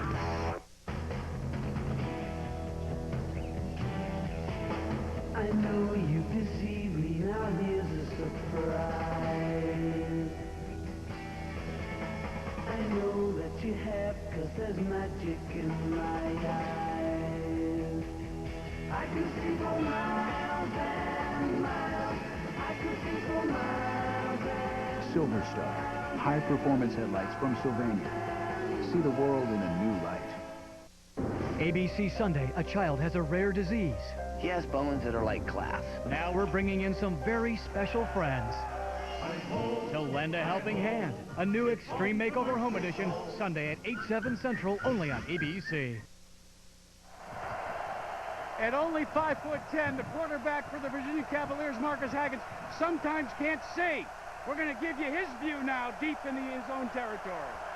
From behind Pearman, you can see Haggins just bending in. You can't even see him. Now he's handing off, and Pearman trying to stretch the defense. Got daylight, bolts free in a foot race now. Crosses midfield. Brought down at the 15-yard line. Jimmy Williams, the junior, but it's an 80-yard bolt as he stretched the defense and then turned upfield. You don't do this unless you can get this guy block a double team. Look at that turnout.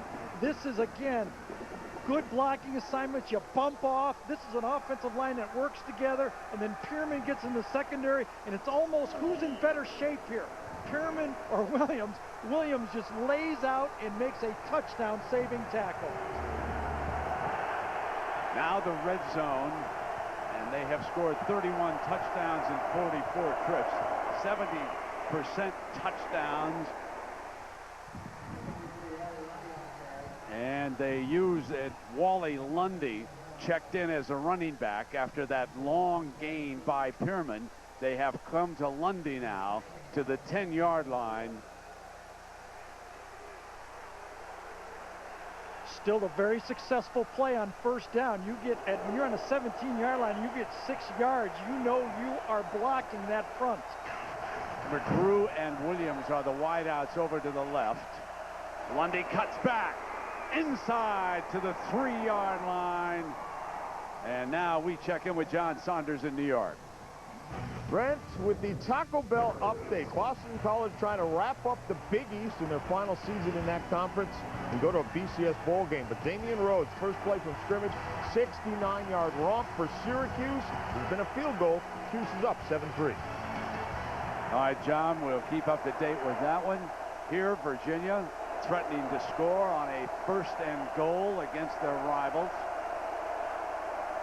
From a power I fumble, and Tech's got it. Virginia Tech recovered it at the 7-yard line. Unforced error. We're talking big plays, huge play. Remember the tackle by Jimmy Williams. Number 2 to save it.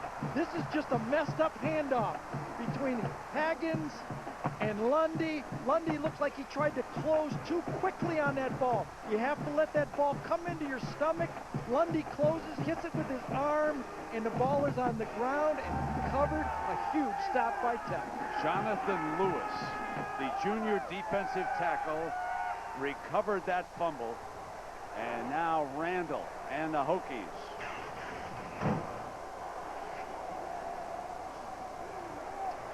On a cut, Emo slashes to the right side. First down, and an 11-yard pickup out of bounds near the 20-yard line. There's the guy who got the fumble. To me, on that play, it looked like Emo didn't have the burst. It's that left leg that bothers him. And when he planted on that left leg as he's coming off, he looked to me like that leg gave away on him a bit. Cedric Humes has been his backup. They didn't know how far Emo could go with that strained left hamstring. And you can't practice that. You got to experience that in the game. Until you make that cut, you never know. So now the junior, he gets a call, and he crosses the 20 to the 21-yard line. Let's take a look at this, Gary, and this is the play at which Emo strained that left hamstring. It's when he goes and he plants on that left leg up, accelerates into the end zone. You really can't tell anything there, but as he gets up into the locker room, I thought when he had space, and this is a breakaway guy, when he had space against Virginia there, when he planted, it looked like he had to give up on it. You could see the first time he really tested it, he felt the twinge somewhere. Receiving some attention. You could see him over there on the sideline. Randall from the shotgun completes for a first down, very close to a first down. We'll see where they spot this ball. And a reminder now, on Monday night, it is the Rams and the Packers. Brett Favre's 200th game against the Rams. And we asked quarterback Brian Randall about Brett Favre and what he thinks of the Packer great.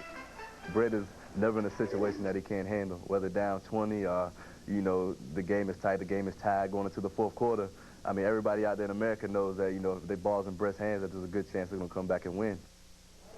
And Randall will be among those watching, of course, Favre and the Packers in a drive for a playoff spot, along with the Rams, who are chasing Seattle. in that division in the NFC. This is left with inches. And Jack, quickly, what's the Emo report? Well, he has tweaked that hamstring. They've added some heat to it as well as some dampness. He's on the sidelines right now, guys, trying to get back in. All right, thanks, Jack. And here his backup picks up the first down. There's a penalty thrown by the umpire. Oh, that's a killer. 3rd and inches. And usually you don't get that type of holding in that situation. Well, that's a tough penalty. Big plays so far have been mistakes in this football game. Boy, that's a huge one. 3rd and inches. You wonder if they were having trouble with the nose man down there in the middle. Yeah, Andrew Hoffman it's a tussle down there, but you know, when it's 3rd and inches, you just want everybody flying off and just coming off. No holding. Number 66 of the That's the center, Will Montgomery. He was part of the foul. Repeat 3rd down. There is an underrated nose man again for Virginia. All the coaches have said he simply does not get enough credit for what he does for this Cavalier defense right down there in the middle. He is a load. He's in the pass rushing group right here. Here's that nickel package coming again. 3rd down. Virginia Tech needing 9. Randall's going to move the pocket hard to the left. Now throw it downfield. Go for the freshman. Incomplete. Eddie Arroyo was diving for it. Tech coaches complaining that there was pushing and shoving by Chris Gorham, the freshman corner from Pottstown, Pennsylvania. So with Philip Brown not here for the Cavaliers, Al Groh's team has turned to the freshman Chris Gorham.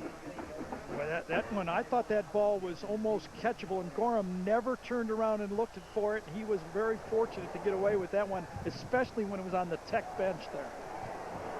Now Benny Burns into punt it again. And Pierman waits it at the 34-yard line. Tripped up and down at the 43-yard line. Just about the way I thought this game would lay out. I didn't know there'd be the blocked field goal early or a drop. You know, you're looking at Virginia. They came into this game 5th in the NCAA in turnovers, only 8 turnovers all year, and they drop a handoff. But this is going to be one in the trenches. Both coaches early do not want their quarterbacks to beat them. They're going to let those big guys up front determine this football game. Already today, the Cavaliers have rushed for 101 yards because of that bolt by Pierman. He's rushed 6 times for 94. He's lined up behind Higgins. Here's Pierman, short of the 45-yard line, and Jack Marcus Higgins, a little bit like Donovan McNabb, isn't he? Yeah, but for Al Groh, it's a little bit different. He's so used to tall quarterbacks. Remember Matt Schaub, his quarterback a year ago? He was a full 7 inches taller than his present quarterback. In preseason, Groh stopped Matt and said, look, I'm sure, Marcus, that you'd like to have the height of Schaub. He'd like to have your speed. Marcus looked at him and said, okay, coach, I get it. And he has used that speed to his advantage, as he does right here, taking off on the quarterback draw. And with that speed, good timing on that report, Jack, as he bolts to the 41-yard line, and it is a 1st and 10. When you think about Al Groh and some of the quarterbacks that he was around up in New England, Drew Bledsoe, good size. Of course, with the Jets, Vinny Testaverde, 2 of the taller quarterbacks in the NFL. But Groh and the Cavaliers have adjusted this system to fit the strengths of Marcus Higgins. Instead of imposing what he has done in the past, Al Groh showing how flexible he can be, and he's very fond of Marcus Higgins, who's only a junior. We are scoreless at the end of the first quarter between Virginia and Virginia Tech.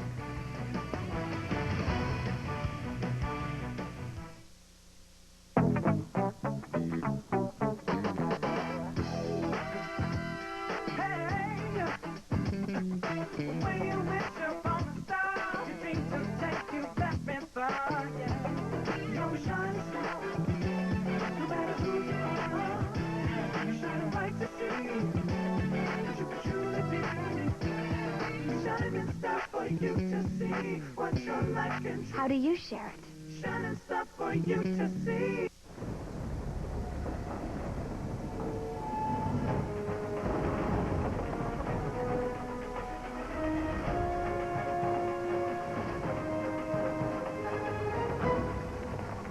passage is intense. But if you complete the journey, you will find your destiny among the world's greatest warriors. The few, the proud, the Marines. What will you do now that the Toyota Tundra has more power? Buy another snowmobile. I'm gonna rip out some stumps.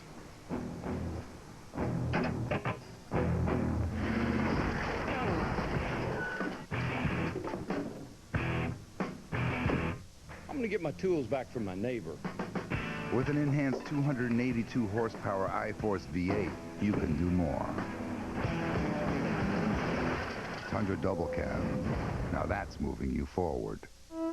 Apparently, somebody was up late last night. Make that somebody's. And that's okay. 'Cause if you work hard, you play hard. Right? Right. Just don't look in the mirror.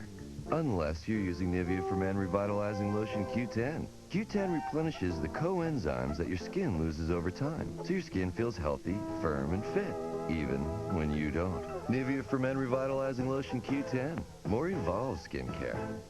Thanksgiving weekend, the holidays are coming early, and Santa has a new lawsuit. I just like wearing women's clothes sometimes. So, you're a sicko. Not that there's anything wrong with it. An all-new Boston Legal this Sunday, 10/9 Central, only on ABC. You're watching college football on ABC Sports, Championship Television.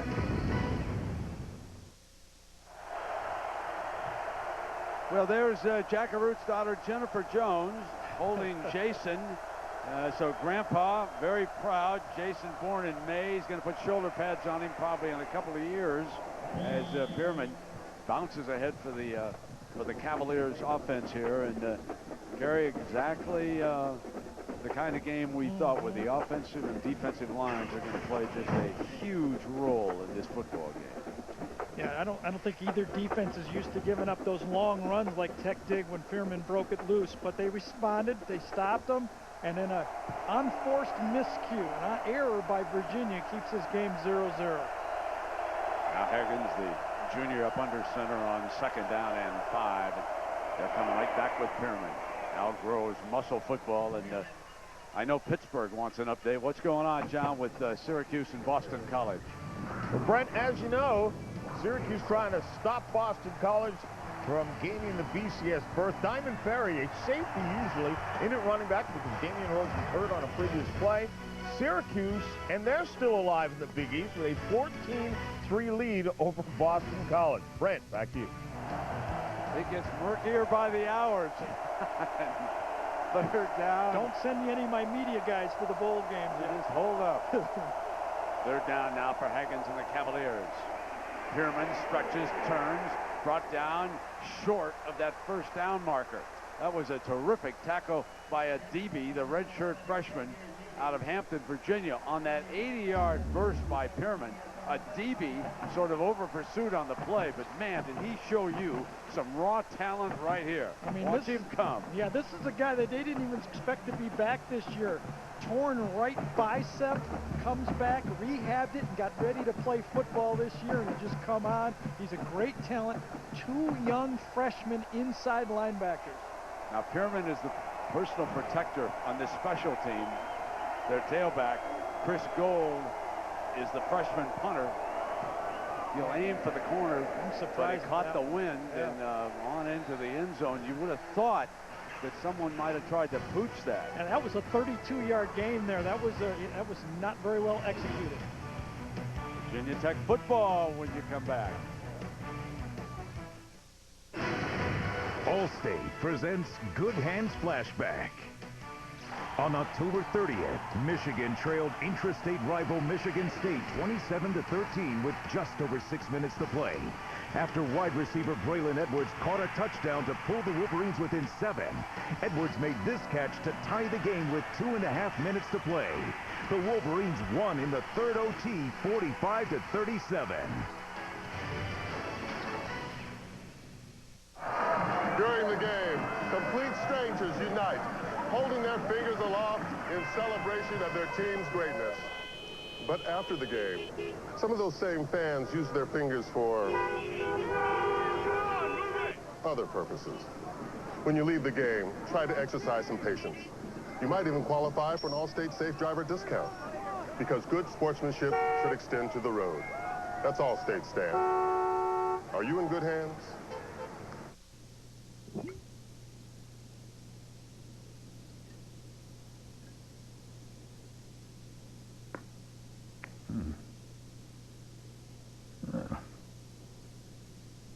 Little golden liquid applied sparingly only adds to the patina.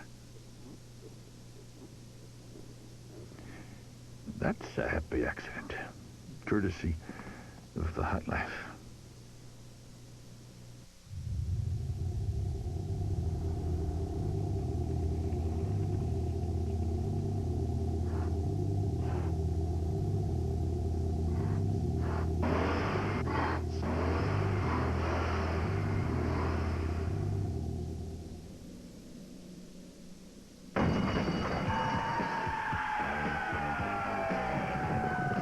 First ever G6. Tiger, Annika, the Maryland Skins game, next on ABC. Scoreless in Blacksburg. And now Virginia Tech will come into the wind. Senior Brian Randall under center. Straight back, fires complete. You know, one of the things about the opening quarter, Gary, is that the Cavaliers had several opportunities. Outstanding return on a kickoff. They did have a field goal block that got down inside the 5. You know, you can't squander chances like that in a game like this. I think you're right, Brent. You know, it is smash mouth, and I understand that both coaches are playing close to the vest, but I think both of these defenses are too good. I think they're going to have to get their quarterbacks involved in this football game and take their chances. Randall and Haggins have to make plays. Look at those defensive players. They just continue to stop it. This is like NFL tough mano. That was Schmidt again, beating that tackle and getting in there. I think Randall and Haggins have to start getting the ball and being the athletes they can be. Here comes that nickel package defense. Chris Long coming in on the game. He's an inside rusher. And they've also used a 5-man defensive line look up front, trying to put a little more pressure on Brian Randall. Justin Hamilton, the junior from Clintwood, Virginia now, is getting a shot at running back with Emo's status up in the air. We'll have to wait and see as Tech uses a timeout right now with 11:39 left in the first half, and we are scoreless. Hello, children. 'Twas the night before Christmas, and all through the house. T.O.'s the best receiver in the NFL. I know that don't rhyme, but y'all know it's true. And out on the hardwood, what else do we know? When Ben Wallace jams it, you must feel the throw. Check out that slap shot. Martin, St. Louis, while Josh Childress is driving and popping the 3. With me up in Philly, the Eagles take flight. 'Tis the season for giving. For receiving, so This season, give ESPN 2K5 video games. Rated E for everyone. Life is a journey. A journey with challenges. You've met them head on with the confidence of having Pacific Life by your side. For over 135 years, Pacific Life has helped millions of Americans reach their financial goals. Pacific Life, the power to help you succeed. First day. Nervous? Want me to drop you off here so you can walk up? No, we can pour it up. Sure you're gonna be all right? Should be. Bye, honey. What's up? Nice ride.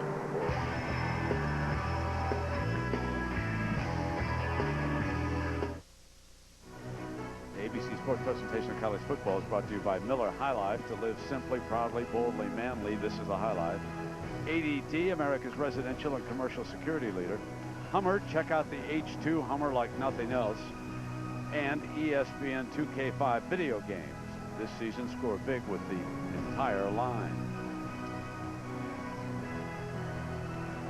Jack, we just saw Jimmy Martin, the tackle, come off the field. What's his status? Brenny rolled over his left ankle. The athletic training staff is working on him right now. They're going to retape him and try and get him back out there. Yeah, Gore is on as his replacement. You got a tough matchup in Blackstock right here, too. Third down, and Randall's quarterback draw. Reaching for the first down. I don't believe he got it. He is short of us, and this will be fourth and very short. And it is time for the Aflac trivia question. 1935 was the last time Virginia and Virginia Tech met as conference opponents, the old Southern Conference, and who won that game back in 1935? Virginia Tech joining the ACC along with Miami this year. Next year, Boston College makes it 12-team conference. They'll go into divisions, and they will have a playoff game at the end of the year, a championship game in Jacksonville, Florida. So Vinnie Burns back to punt it again. And the ever-present Pierman plays on 3 special teams for Virginia, is driven back to the 20-yard line. And he is stopped at the 26-yard line. And Jack, we saw Roland Miner make that play for the special team, and we've seen a DB make a pretty good tackle for Virginia Tech. It is remarkable that he is even able to play after tearing that bicep muscle against USC, isn't it? Well, Brent, most people thought he was going to be out for the season, but it was some new revolutionary surgery that allowed him to return. The tendon in his bicep was torn. They drilled a hole right in the upper part towards his shoulder, and they took a little plastic screw like this, screwed it in. The key is this screw is biodegradable. They didn't have to staple it. It'll be dissolved in 16 to 24 months. He's back. He's a dandy, and he's out there right now. Jason Pierman. And he's down at the 30-yard line, and number 11, screw and all. They call him Bio. That's his nickname now. There's number 11. Just think about that. Vince Hall, number 9, a DB, number 11, 2 inside linebackers, 2 freshmen that'll be roaming behind. You know, Virginia Tech's always going to have the front guys up there. These 2 guys, great athletes, sitting in there in that over defense, inside gaps, tough to block those guys. Second down, Pierman turns it up close to a first down. Here comes one of those 3rd and short plays. Chris Ellis, the redshirt freshman from Hampton, Virginia, makes the defensive play. Well, watch big Elton Brown. They say he's going to be a number 1 pick, over 325 pounds. Watch him come out running. Just get behind the big guy. 3-year starter, picks his lane, just gets on one of those defensive backs and drives him out of the play. If that doesn't look fun to run the ball behind that guy, I don't know what does. Vince Lombardi would have loved him, wouldn't he? 9:23 left in the half. Here's your 3rd and short behind that offensive line. And Pierman extends for the first down.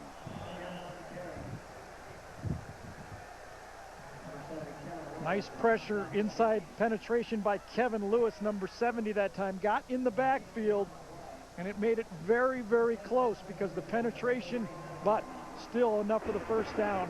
That front, 8 of them get rolling. Starters, they bring in 4 fresh ones. They have to be fresh against this big, powerful offensive line from Virginia.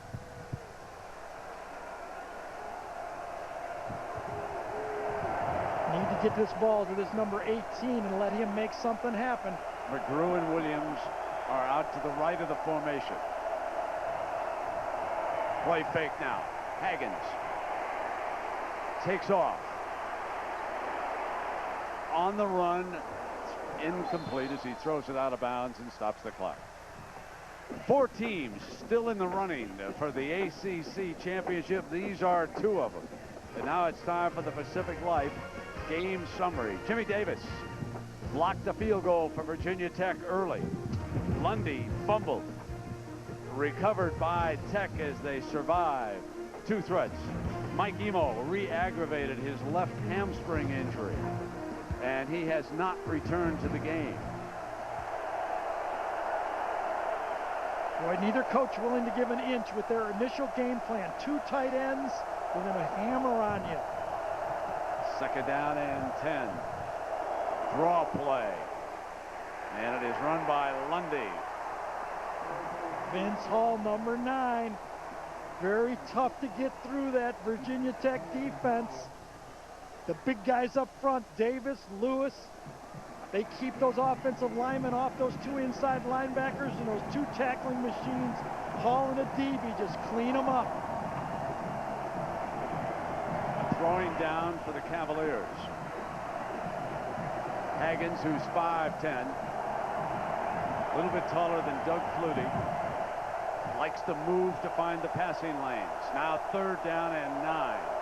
Tech will try to jam it. And a timeout called by Haggins. The clock was winding down on him, and he uses a timeout.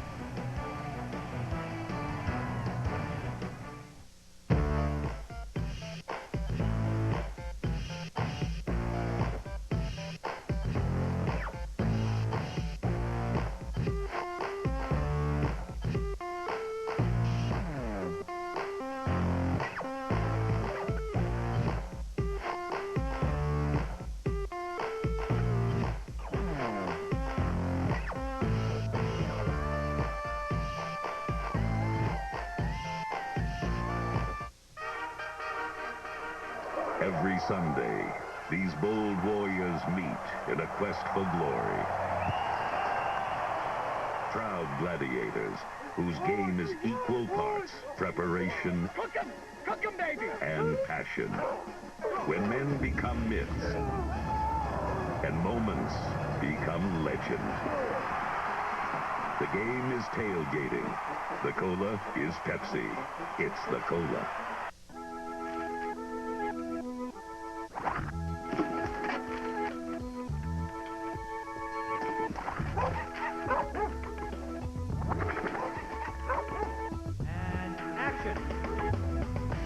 Your life, now with Instant Replay. Shared instantly. Video phones from Nokia. Thanks for sharing. You've heard all the rumors about which star athletes have used steroids. Now, for the first time, the man who says he handed out steroids to some of the world's greatest athletes is ready to talk. And wait until you hear what he has to say on an explosive 2020 special Friday. Well, we asked Haggins about dancing out of the pocket and buying time. Getting out of the pocket is a lot of fun. I mean, it gives you the opportunity to make plays, whether you're running the ball or making a defense commit and throwing it downfield. So I just have a lot of fun when I get outside the pocket trying to make people miss and keep the chains moving for my offense. Here's one of those times when Virginia Tech will attempt to stop him from having too much fun. On 3rd down, he'll be back in the shotgun. Motion receiver coming all the way across the formation. Dances straight ahead, and now he'll take off. He'll be short of the first down, well short of it, as he goes down at the 42 in the arms of Vince Hall, number 9, making another stop. And he's a big-time player. You know, when you have a scrambling-type quarterback against Virginia Tech says, oh, we see this a long time around here. Michael Vick was here. Brian Randall was here. We've seen scrambling quarterbacks for 6 years around here.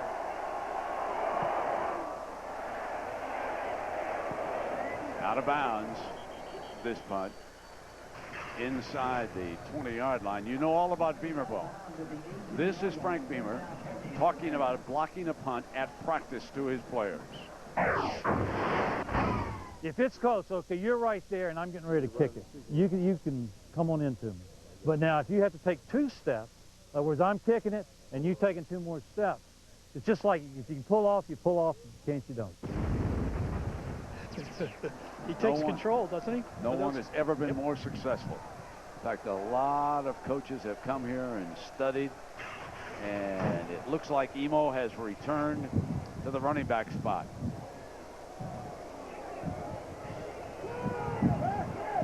Randall fires complete on that far side, and the receiver is out of bounds at the 24-yard line. That's David Clowney.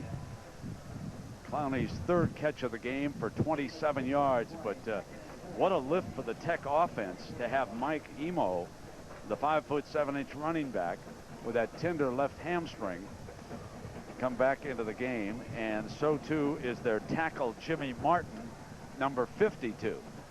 Yeah, this is what a Virginia Tech and Randall loves to do, getting that shotgun. Here is Emo, disrupted right away, and Hoffman, number 60, is a load. They cannot block him. All right, this was the Aflac question. 1935 was the last time Virginia and Virginia Tech met as conference opponents. Who won that game? Well, if you answered no one, you were right on the money. A scoreless tie. Yeah, Big Hoffman right there over the middle. Little missed assignment. The center left him too quickly. The guard didn't scoop over. You must get the point of attack blocked. Virginia Tech didn't do it that time. Hoffman's in the backfield. Virginia now puts 4 down linemen. Are they bluffing blitz? Yes, they are. Coming with 4, and Randall on the move, fires complete to the 41-yard line. He hits Josh Morgan, the freshman from Washington, for 21 yards. Morgan's holding his arm a bit, but you see no huddle continued. Said, get back on the field, Frank Beamer said to Morgan. Get out there. That time, Virginia was in that soft, they call it Tampa 2 coverage, where the middle linebacker runs out of there. A lot of holes if you don't get to the quarterback. Now 3 down linemen for the Cavaliers as they continue to change the look. Who will be the 4th man to rush? Against the run, Randall keeps it, cuts back, breaks a tackle, and now he is upended at the 44-yard line. Franklin, the corner, came up to make the stop. Let's check in with Jack. Well, you guys have been talking about it all day, and that's about Brian Randall giving up hoops.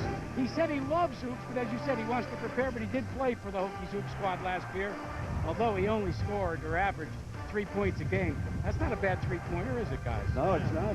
He's got a nice little touch, but he's from a family of hoopsters. Second time Brian Randall has come up wincing on a quarterback draw. Looks to me like his left ankle is bothering him.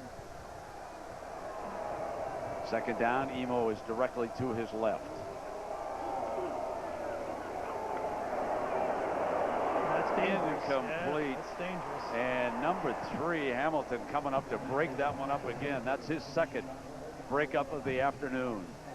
You could see it happened early the first time when they lost Jimmy Martin on 3rd down. They ran the quarterback draw, and you can see his sock. He got yanked by his left leg, and he got up wincing early in this quarter. And again on that one, he got hit again. He came up wincing again.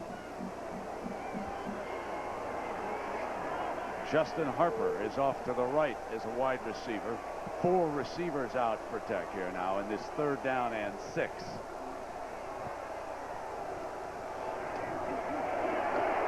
Sacked. Hoffman driving him back inside the 35-yard line, and Blackstock got him first. Jimmy Martin is not healthy, number 52. He tried it again. Watch him right here. He cannot handle the speed rusher.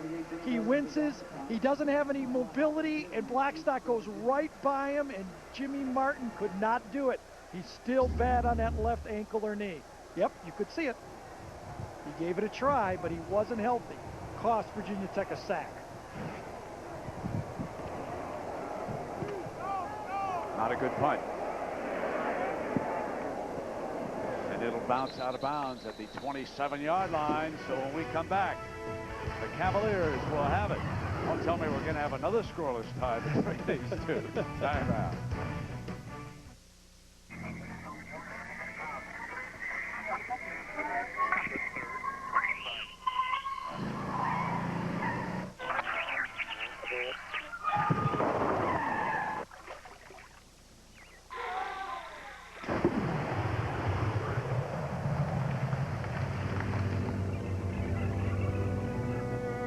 The Sharp Aquos Liquid Crystal Television.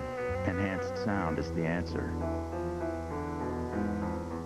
At Fred Meyer Jewelers and Littman Jewelers, these dazzling 1-carat total weight diamond earrings are on sale for $9.99. But for 3 days only, save an additional $400 and pay only $5.99 at Fred Meyer Jewelers and Littman Jewelers.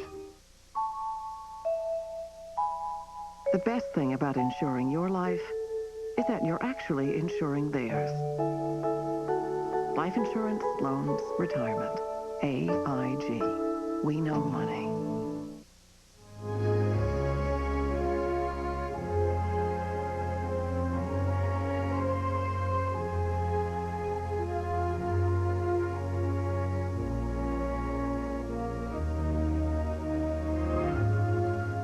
Leaders of today are drawn to this place. So are the leaders of tomorrow.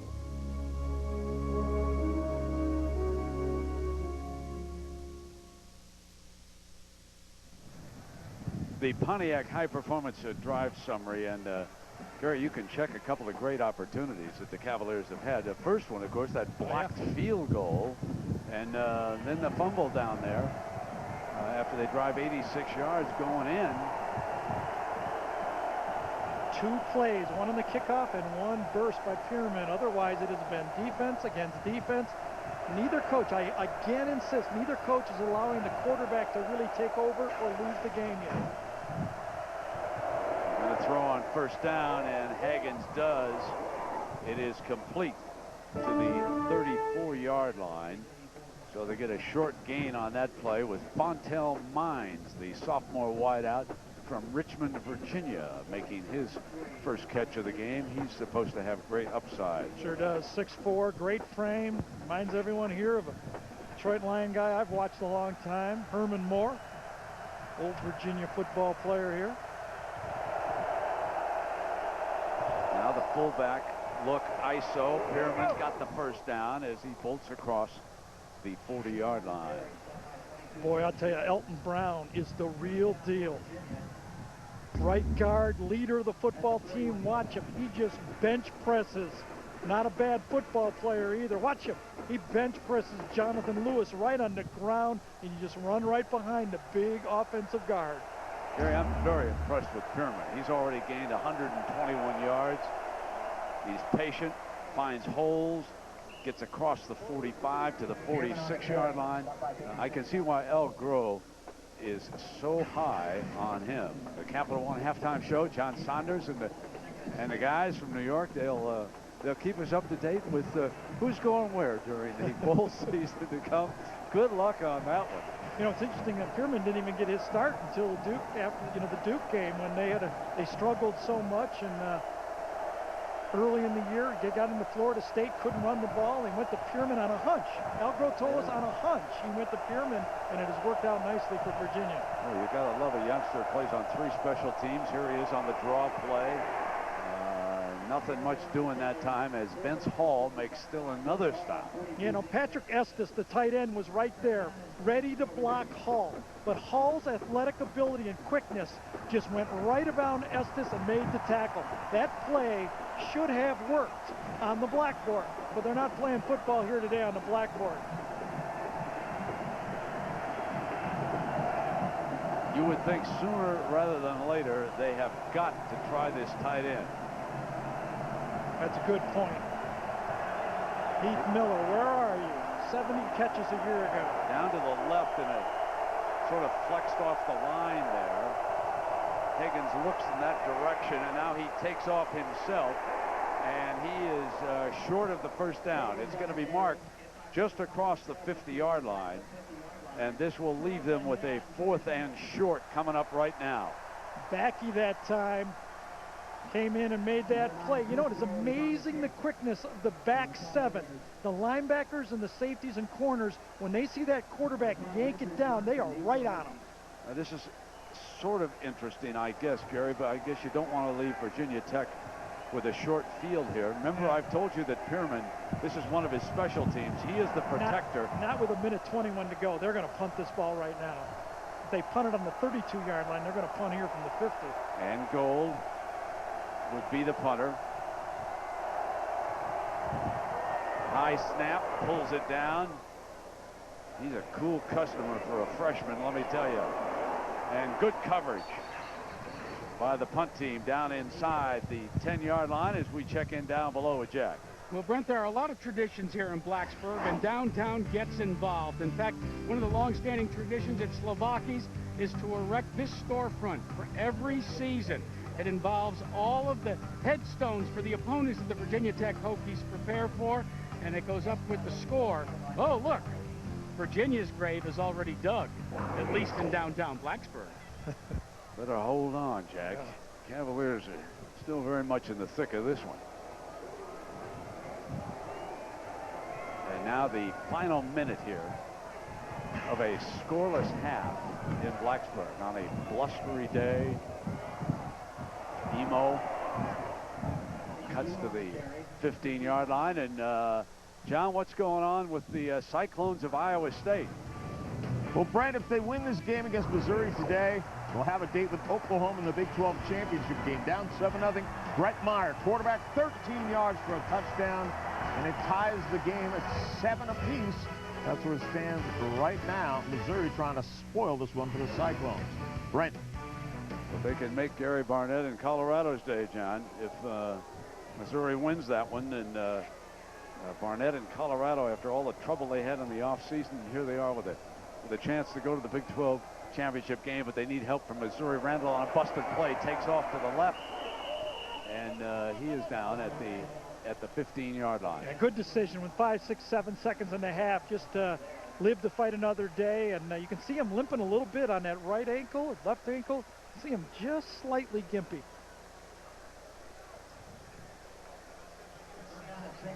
Looks like we had a timeout, so it gives me a chance to remind you about what's coming your way tonight. This is a big one for USC. Number one, they want to defend that. Try to get, of course, to the FedEx Orange Bowl, play for the national championship. More than a 3-touchdown favorite. Folks, these, a couple years ago, are the stats of Carson Palmer coming into the Notre Dame game when he threw, had just a huge day. Look at Matt Leinart here. Look how he compares so favorably with Carson Palmer. And Gary, it's possible the big night tonight, Leinart could wrap up the Heisman. Well, here's what Carson Palmer did in this game. 32 for 46 for 426 yards. That's what he did against Notre Dame. Can you do it again? We'll see what Leinart comes up with tonight. He throws for more than 400. I predict he wins the Heisman. May not need that many. Just a win would suffice, wouldn't it? Third down and 6 coming up. Virginia was ready to call their timeout. They had 2 left to try to force a last-second punt by Virginia Tech, but that play took so long that it seemed like that timeout might be neutered. Virginia Tech would love to have a play that would take about 6 seconds right now.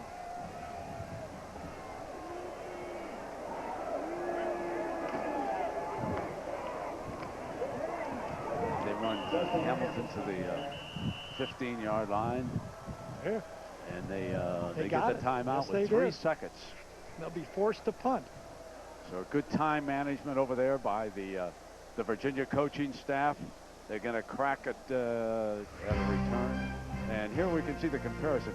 Both coaching their alma mater. And as players, Frank was a cornerback here. And Al Groh, along with being a defensive end, also played lacrosse in Charlottesville. And Al has a son who's a coach, and Frank's son also wants to go into coaching. So it's an interesting comparison between the two. Sure are. Both guys doing a great job for the university. I'd be surprised here. The strategy Frank Beamer might employ here is not to punt the ball. Give the ball to Brian Randall. Let him roll out and try to kill the last 3 seconds of this first half. That's exactly what he's talking about over there to Randall as we check the BCS standings, brought to you by Allstate. And so many things can still unfold with USC, Oklahoma, and Auburn battling for the top 2 spots. California and Texas. How about Mack Brown, man, at his news conference? You got to be a politician as well as a football coach these days to lobby for votes for the BCS, and you can't count Utah and Boise State out of the mix. And of course, Miami sitting there taking the week off. They will host Virginia Tech down in the Orange Bowl, and we'll be talking to Coach Coker in the second half about next week's game and how Brock Berlin is playing so well. And here is Randall just simply running the timeout. Now he'll take the knee, and that will do it. So let's check in with Jack. Well, Coach, 2 scoring opportunities and a goose egg on the on the scoreboard? I prefer to talk about the real good. Let's not And the good was? the defense, Jack. Real good job by our defense. The defense, is that where it's going to all boil down to today on both sides? It's been that way so far, but either one of these offenses is probably going to have to pick it up and determine the game. Good luck, Coach. Thank you. He's all football, Coach. Belichick sweatshirt. Jack, we're not talking about those failed opportunities. It's about defense. We're scoreless at the half. Have you ever started a car from across the road? Given your backseat passengers a tan? Or driven a four-door like a sports car? Introducing the first ever G6 from Pontiac. New models are arriving daily, and now you can get one with a great offer like this. Be the first. See your Pontiac dealer.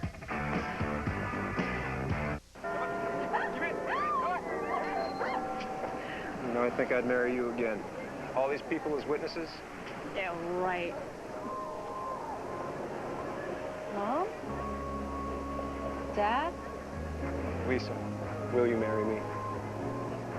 Again.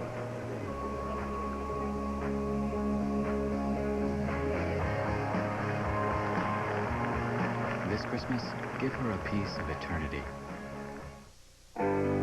Somewhere, there's a man accessing sensitive information by way of a fingerprint, while a woman keeps track of millions of dollars in inventory, safeguarding it from the warehouse to your house. And a dad checks on his business from his son's baseball game. What do all these people have in common? They rely on America's #1 security company, ADT. Always there. At BASF, we don't make the mattress, we make it softer. We don't make the boots, we make them drier. We don't make the house, we make it livelier. We don't make the snowboard, we make it stronger. At BASF, we don't make a lot of the products you buy, we make a lot of the products you buy better. BASF. This is the Capital One halftime show. Tip your hat, but not for scoring. Virginia and Virginia Tech scoreless ACC title.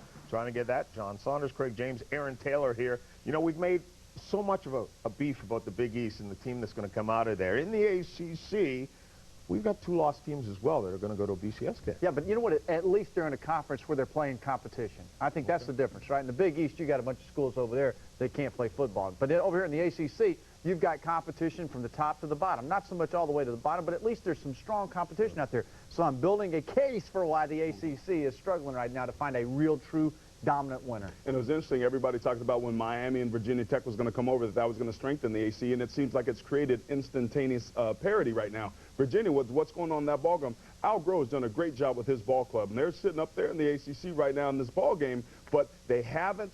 They've choked, guys, over the last couple games. You know, they've had big games against all their big opponents, Florida State and Miami. They haven't been able to get it done. So it'd be interesting to see if finally Al Groh's team with all that talent can pull out a win today on the road. Boston College, though, they knew coming into today, get a victory, and they were in the Bowl Championship Series, and they're talking about the Fiesta Bowl. They need to talk about Syracuse. Damian Rhodes goes 69 yards on the first play from scrimmage. Oh, man, looks like a Pac-10 defense out there. I mean, man, you talk about Boston College, you know, where's that defense, man? You got a chance for $14 million.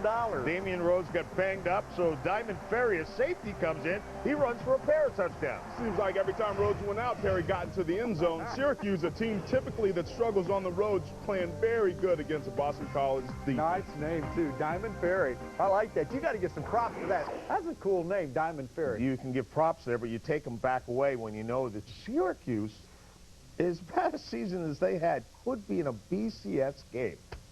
I mean, go figure that out. I mean, that's West Virginia, what happened to them? Remember, West Virginia was the team we were talking about. They're going to be great. They're going to be all this. Now we're struggling with trying to figure out who was going to emerge out of the BC or out of the Big East and BC. The team we thought was going to do it is struggling in Syracuse. It is anybody's ball game right now, and it's just bad football. Including Pitt as well, still alive. Not a good year for the BCS as far as the Big East goes. Iowa State win today against Missouri, and they would make it to the Big 12 championship game against Oklahoma. That's how bad the Big 12 North has been this year. Brad Smith is picked off by Jamar Buchanan, and the game remains scoreless. Marcus Woods then busts a little 6-yard run. Not a lot of offense in this game, guys. And you know what, Missouri with Brad Smith, I thought maybe they'd show up today and really dominate this game, but Iowa State's hung in there. Yeah, Brett Meyer, quarterback, 13 yards, comes down and ties this game.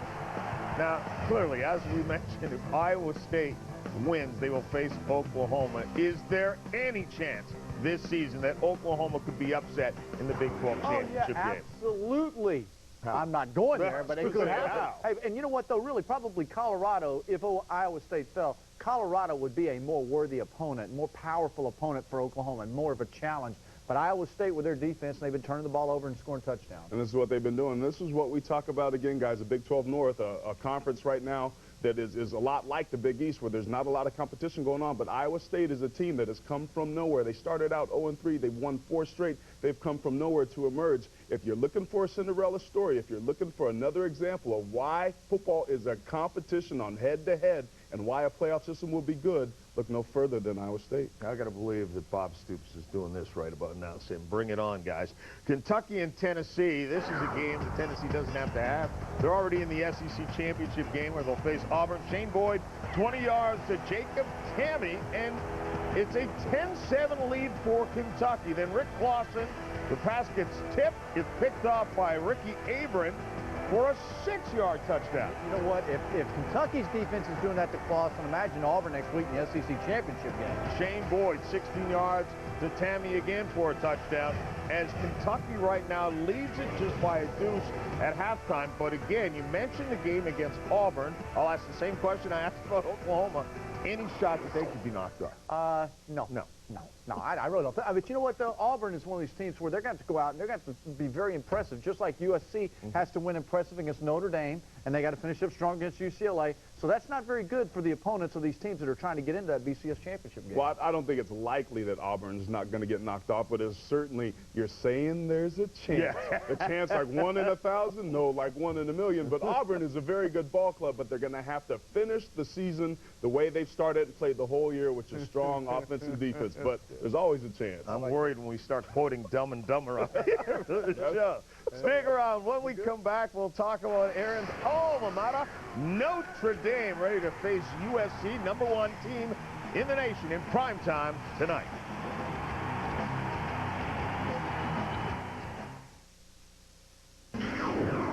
The Capital One Halftime Show, brought to you by Capital One.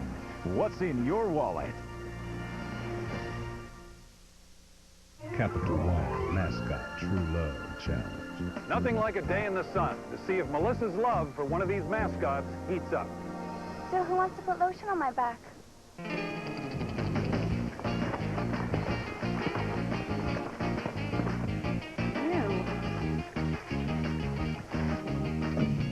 Help Melissa choose by voting at CapitalOneBowl.com for the National Mascot of the Year. Tune in to the Capital One Bowl to see who wins. What's in your wallet?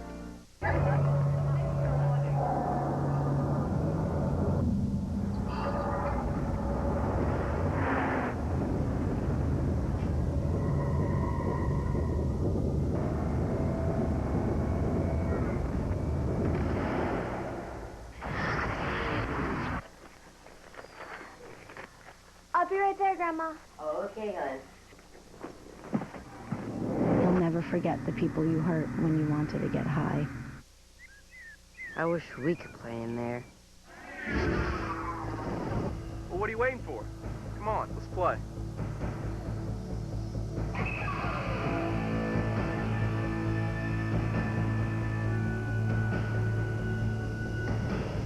Not bad. A couple rookies. Hey, where are you going? Gotta go. See ya. A tradition of excellence, then, now, and always. I dream of producing films that change people's lives for the better. I dream of being an architect and a designer. I dream of flying rescue helicopters. I dream of pointing children in the right direction through mentoring. I dream of being a philanthropist, researching genomes to prevent disease, being a clinical psychologist, being the CEO of a Fortune 500 company. I dream of using biomechanics to invent artificial organs for transplantation.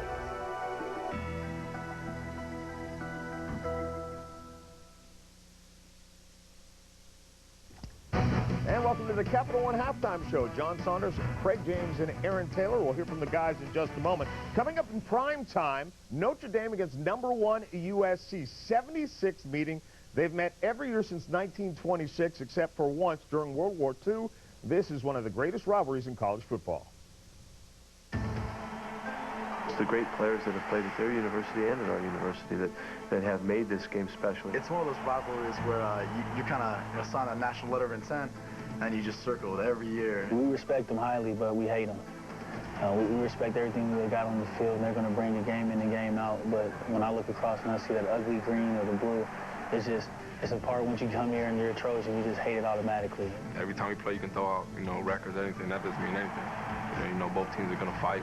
It's just a feeling that you get when you play them, and when you're preparing and you're watching film, it's just Notre Dame, because Notre Dame SC is one of those rivalries, one of the best college football rivalries of all time. SC is very talented, and I don't know if anyone has as much talent as they have.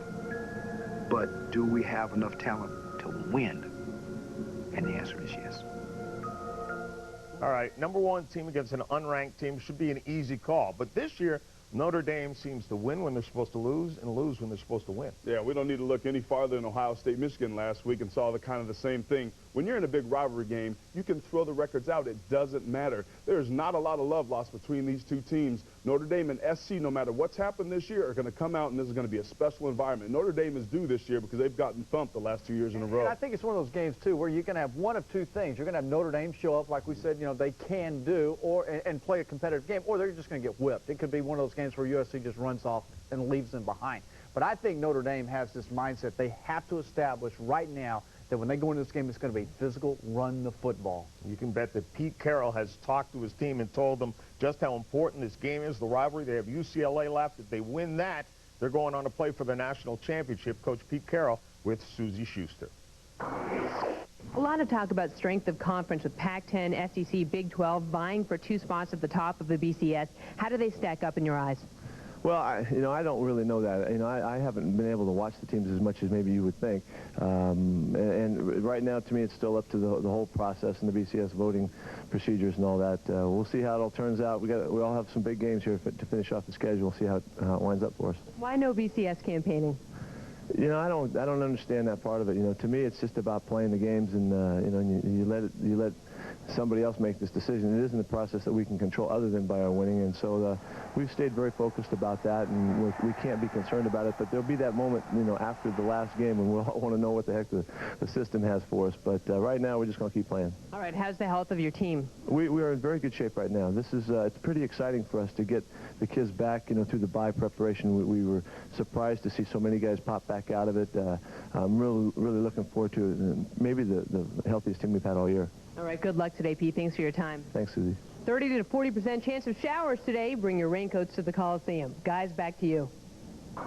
Thanks, Susie. To be healthy at this time of year is amazing in of itself. But for Notre Dame, they have already beaten 2 top 10 teams, Michigan and Tennessee this year. Yeah, so this is another challenge here for USC. It's a good challenge for them because their conference has been so weak. The Pac-10 is not what it was. It's not the Big 12. It's not the SEC. And for anybody out there who thinks it is, I think you're joking. You're kidding yourself. And we've seen USC been challenged this year with Virginia Tech, Oregon State, Stanford for a half, BYU for a half.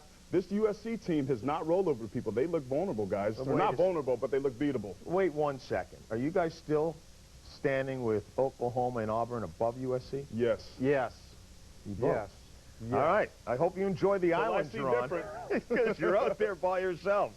This is the Capital One Halftime Show.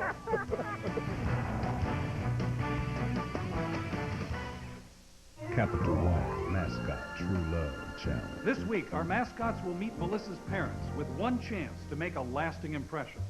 Have you hibernated with my daughter? First you bring home a cat, then a dog, and now it's... What exactly are you? Dad, Help Melissa choose by voting at CapitalOneBowl.com for the National Mascot of the Year. Tune in to the Capital One Bowl to see who wins. What's in your wallet?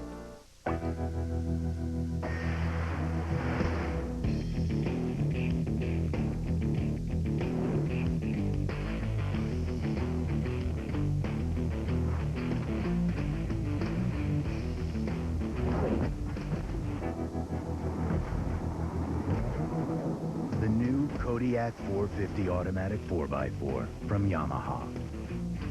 Now get a $400 worn winch for just $69.95 on select models. The Capital One Halftime Show. Brought to you by Capital One. What's in your wallet?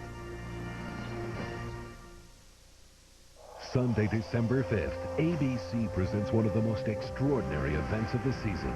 This is the story of a man named Eddie, who would one... Welcome back. Coming up at 4:30 Eastern Time, it's the Skins game, brought to you by Merrill Lynch. For a preview, let's join Mike Tirico. Fred Couples, the king of the Skins game. Three-time winner on the PGA Tour, the reigning Players Champion, Adam Scott. Annika Sorenstam, the #1 female golfer in the world, and the return of Tiger. The 2004 Merrill Lynch Skins game. Coming up after the second half, which comes up after this from your ABC station.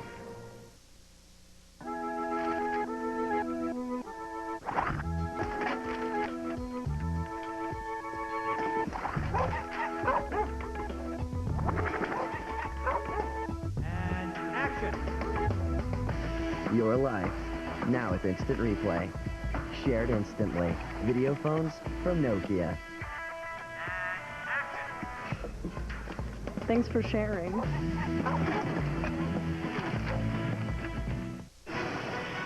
This BCS Classic moment is presented by Citi.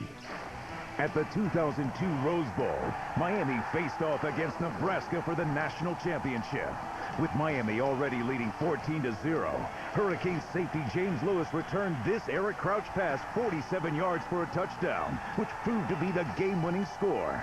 The victory completed the undefeated season for the Hurricanes and gave them their 5th national championship.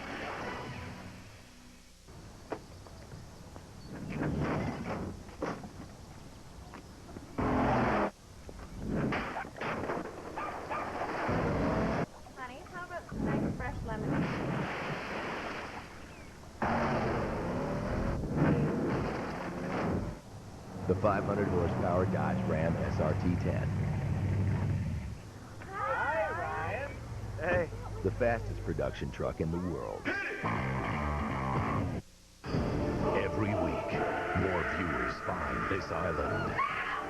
What is it? He was trying to hurt my baby. And are captivated by it. We got to find out who did this to her. Don't worry. Won't let anyone get to you. Wednesday. This situation that we're in, the crash, this place, it can kind of mess with your head. It's never too late to get lost. You think I'm making this up? Because this is only the beginning. What is it? At All New Laws, Wednesday, 8/7 Central, only on ABC.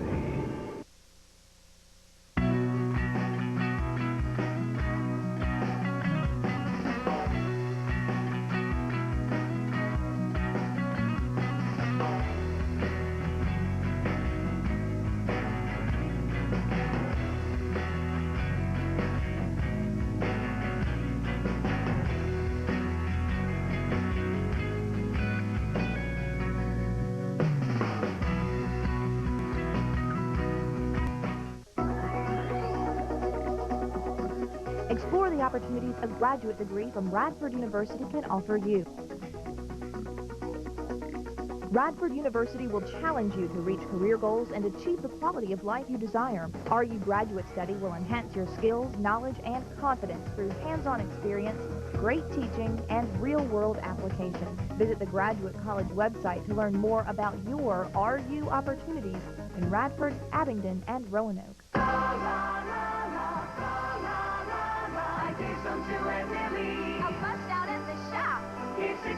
That sure was neat. They really made him drop. Old friends and new friends, co-workers by the store. A perfect gift so sure to lift the hostess right next door. Oh, give the gift of scratchers. Give all 4 and more. Give the gift of scratchers and watch their spirits soar. Holiday holiday scratchers from the Virginia Lottery. The more you give, the merrier. The ABC 13 weather line. Coverage you can count on.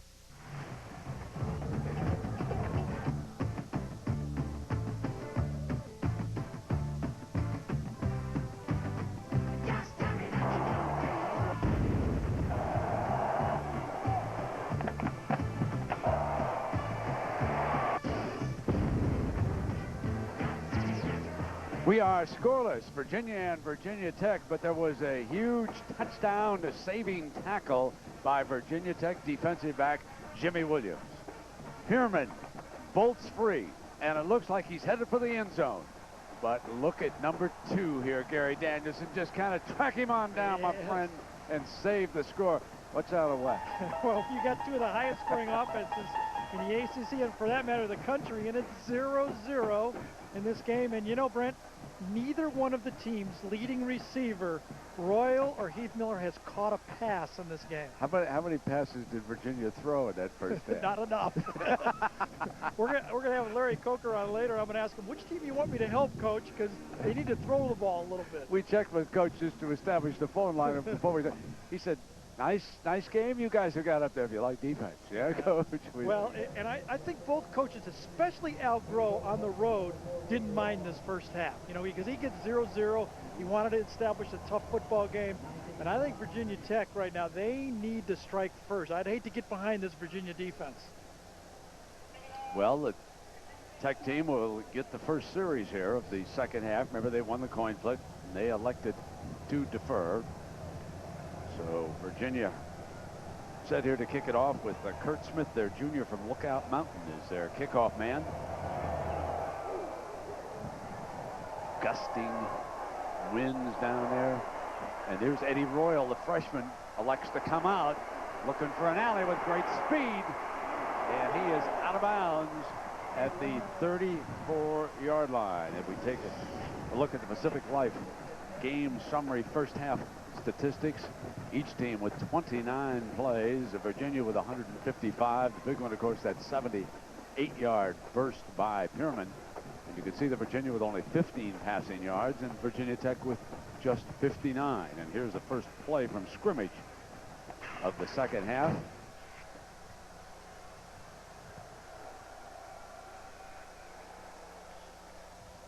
Randall off that fake on the shotgun draw, throws complete to Hyman. So he picks up a first down. And Jack, what was it like with Beamer in the locker room? Real buttoned up, real low key, until Frank Beamer stood up at the end of the halftime and told his crew, he said, look, if you're the type of team I think you are, then it's the last 30 minutes of this football game that will establish a momentum. Like Al Groh, he liked the defense, but Brent, he also cautioned his D about bootlegs and screens from the Cavs in the second half. All right, Jack, and Cedric Humes is in as his tailback, and Hyman again the receiver for a couple of yards. So we welcome in Coach Larry Coker. And Coach, did you give the team the day off? I know you don't play until next Saturday against Virginia Tech, but what was your schedule like? Well, we did let them have the day off. We'll be actually back at work tomorrow. But, you know, I think it was a good time for us, Brent. We needed to rest our team a little bit, and hopefully we come back hungry and energized and ready to go. We're going to have to play a very good Virginia Tech team. Coach, stick right with us on this play as it unfolds here with Tech. And we've got a question about the great performance by your quarterback coming up. Here it's Randall changing the play at the line of scrimmage, and the tight end flexed on that play. So while they're doing that, Larry, let me talk about Brock Berlin. Tell us why he has come along. His last 4 games have just been magnificent for you. Well, I think, first of all, Brock Berlin's a great competitor, a tremendously hard worker, and a very tough kid. And I've said it before, Brent, he's probably the most unselfish quarterback I've ever been around. And I think you look at his supporting cast, they're getting better. The receivers, the protection, the offensive line's giving him. Kevin Everett's doing a great job at tight end. So, and also a healthy Frank Gore running the football. So there's a lot of reasons, I think, but give a lot of credit to Brock Berlin. You're in second down now after the penalty. And the base running play with Humes. You know, Coach, your team was young, and your offensive line took a big hit with some injuries earlier. How have you progressed with the offensive line? Well, I think we've made a lot of progress with our offensive line. I think they're really starting to come on, and some of the young players are really stepping up. And we're starting to get Tyler McMeans back healthy, which will help us. But, again, Eric Winston, fine offensive tackle, right, is out for the season. But, again, guys have picked up the slack, and we've moved forward, and I like our offensive line. Randall back now in the shotgun, and of course next Saturday at 1 Eastern, Randall and Virginia Tech will be down in Miami to play the Hurricanes. Incomplete on that pass. They'll send the punt team out. And Larry, before we let you go, Virginia Tech beat you a year ago. That of course will be a good rallying cry for you this week. Well, they really didn't beat us. They dominated us, and as you know, I've been to that stadium several times. It's a great college atmosphere, and a very good Virginia Tech team last year. We really were dominated by that team. So hopefully it is a rallying cry for our football team. Coach, your defense has made turnovers and made plays. You're watching, getting ready for that punt team, the special teams against Virginia Tech. Well, we better, because you've said it all day long. In fact, I think the point you made about Frank Beamer, I think Frank Beamer's made a lot of people better in special teams. And a lot of people have really tried to raise their level up to what Virginia Tech has done, and certainly we've tried to do that, and we better be on top of our game with our special teams. You know, Larry, I think only half jokingly, Frank told us yesterday during our meeting, he wasn't letting as many staffs come up to watch what they did up here. I think that's a good decision on his part, because I think people learn some of these things, and it comes back to haunt you sometimes. Larry, we look forward to seeing you next week down in Miami, my friend, always with the Hurricanes. And thanks for joining us today. Well, we appreciate it, man. We're looking forward to a great week of practice and a great football game a week from today. All right, Larry Coker, the outstanding head coach of the Miami Hurricanes. The Canes, of course, with a chance to get back to a BCS Bowl as they host Virginia Tech next Saturday afternoon. Tech controls its destiny also, because if they can eliminate Virginia in this game, then Miami and Virginia Tech be playing for that BCS bid next Saturday down in the Orange Bowl. Second down coming up. Just love the way everyone on this defense is ready to buckle it up and take everyone on. Even the corners are ready to tackle and be physical here at Tech. Quarterback draw with Higgins, daylight. And he's to the 29-yard line, just short of that first down marker, which is at the 30. You know, you talk about Frank Beamer and all the good things he's done. I don't think many people realize this, Brent. This is the 11th straight season that Frank Beamer has had his Tech team in the top 15 in the country at some point during the season. 11 straight years in the top 15. This is third down for Higgins and the Cavaliers. Sprinting with Hall in pursuit.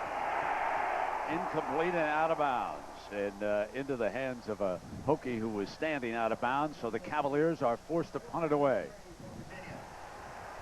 Penetration inside is what made that play loop a little around. Watch this penetration upfield. That forces, look at that, beats that block, forces the quarterback Higgins to go wide, and then just throw the ball away. Third and short, and you force the quarterback just to throw it out of bounds. Pierman's the personal protector. He sets the blocking scheme. Gold, the freshman, standing back on the 15-yard line for the Cavaliers. Drives it toward Royal, the freshman. Fumble. Cavaliers have got it. On the 34-yard line, Virginia has recovered the fumbled punt.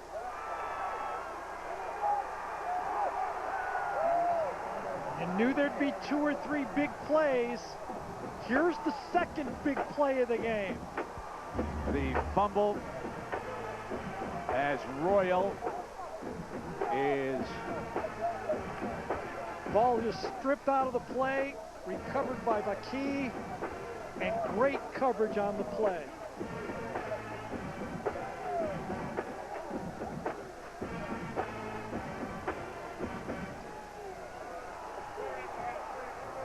Field position, 32-yard line now.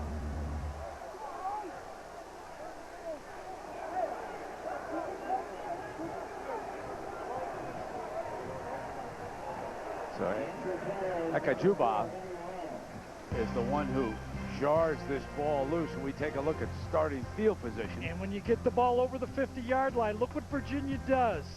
47% and 100%. That's over. That is very good once they get the ball over the 50-yard line, how they're able to push that ball in. Chances are now they're going to get points on the board.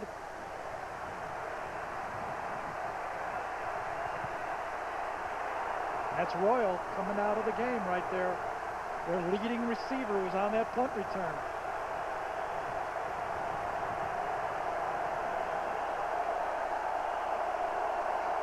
Straight eye formation for the Cavaliers. Pierman, and he is thrown down at the 30-yard line by James Griffin, the rover from Memphis. I tell you, those guys just smell the football. I continue to say it's going to be tough to drive the ball up the throat of this Virginia Tech defense. Too many of those guys run too well. You have to almost block all 11 of them to be successful. Miller, the tight end, double tight now with Estes on the right side of the formation.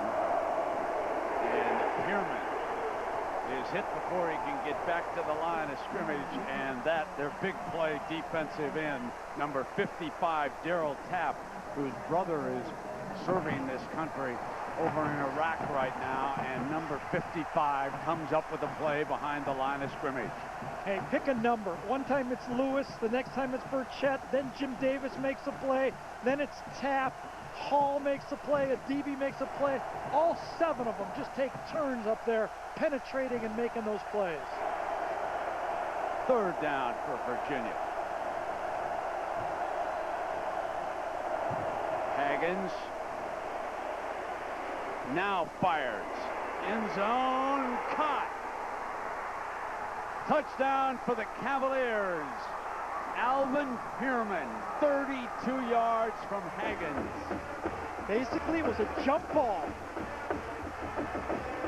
Pierman, who started a game at wide receiver, showed you why he did. The ball's up, it's covered, you can see it. Jimmy Williams this time could not save the play, and Pierman beats Williams. Jimmy Williams is 6'3". Pierman is 5'9". The 5'9" guy more comfortable with the ball in the air and makes the play. Now Gross says, I'm telling you, I'm pushing you for ACC Player of the Year. Connor Hughes tacks on the extra point. So Alvin Pierman, his first touchdown catch of the season, prevented from scoring by Williams in the first half, but not this time. We've got a timeout. Like a human fingerprint, each whale's fluke is unique. At Pacific Life, we know that no 2 individuals have the same financial goals. For over 135 years, we've used our experience to help millions of Americans reach their goals. Pacific Life, the power to help you succeed. Whoa. This is not what smart travelers do. My keys, eh?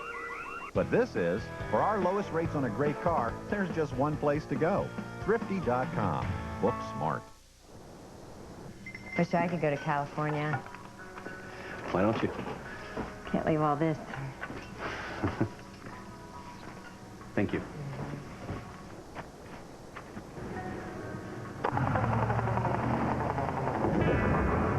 Introducing the all-new Dodge Dakota. With the only V8 under 20,000 and best-in-class torque and towing of over 7,000 pounds, why not take it with you? Hello, children. 'Twas the night before Christmas, and all through the house. T.O.'s the best receiver in the NFL. I know that don't rhyme, but y'all know it's true. And out on the hardwood, what else do we know? When Ben Wallace jams it, you must feel the throw. Check out that slap shot. Martin, St. Louis. While Josh Childress is driving and pumping the 3. With me up in Philly, the Eagles take flight. 'Tis the season for giving. For receiving, it's all right. This season, give ESPN 2K5 video games. Rated E for everyone. Hey. This is not what smart travelers do. But this is, for our lowest rates on a great car, there's just one place to go. Thrifty.com. Book smart. Some special friends lend a helping hand. All new ABC Sunday. The turnover leads to the game's first touchdown. And Pierman makes the big play. Big players making big plays, huh? Well, in this case, the little player making the big play. He went up and got that ball. I thought it was just a Hail Mary, just almost Haggins trying to throw that ball away in a sense. But Pierman comes out of the backfield and gets deep. Kickoff into the end zone. Come out on the 20-yard line. We take another look at this, Gary. Lined up shotgun. Here's Pierman. You're going to get the tight end going this way, and Pierman comes on the wheel route down the sideline. Miller over the middle. Pierman, and if Haggins doesn't come out, there's Jimmy Williams right there. He's got him all the way. Doesn't think the ball can be thrown that long. Now he's zeroing in on it, and then Pierman jumps up and takes it away. 1-1. Williams gets one. Pierman gets one. One's for 7 points. One saved 7 points. Justin Hamilton, the running back, behind Randall.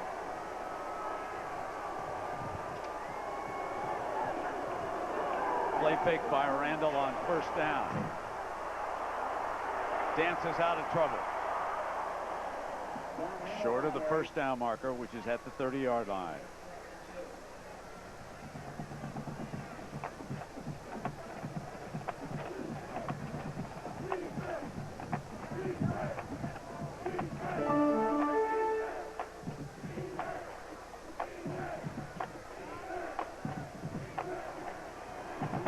Randall brings the Hokies up.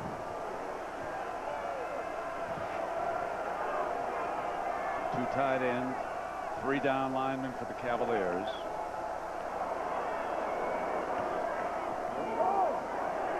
For a first down. Hoffman was inside. Will Montgomery was the guy that was on him, the center for Virginia Tech. Hoffman was able to stretch out a hand, but not enough to bring down the tackle.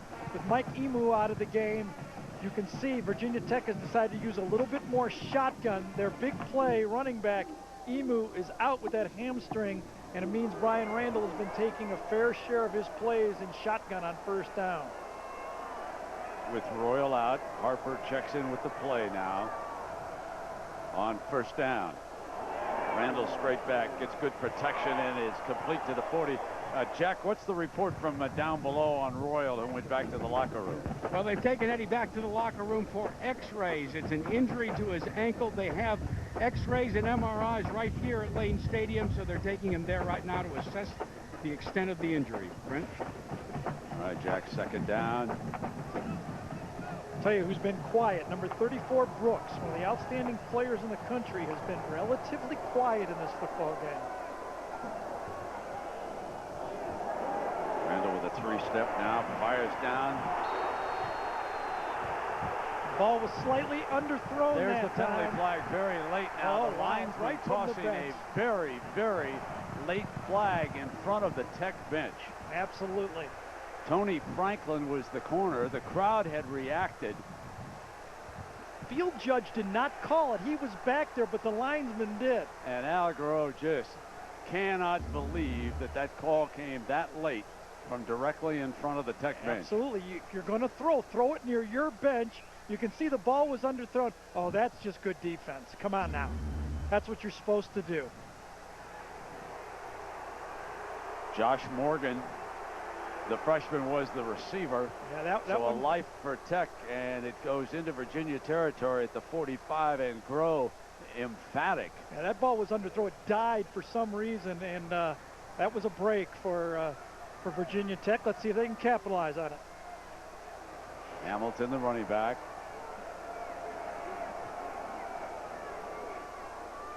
Power eye set off a play fake. And Randall dances out again to the 36-yard line, close to another first down and a penalty flag. Back-to-back plays.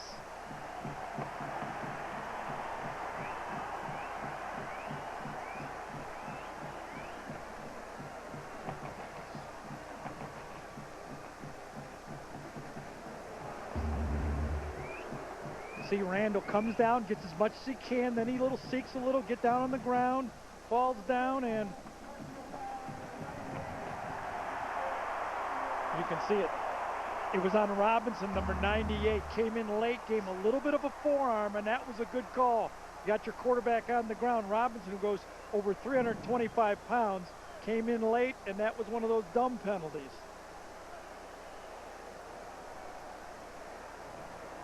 The ball at the Cavaliers' 21-yard line.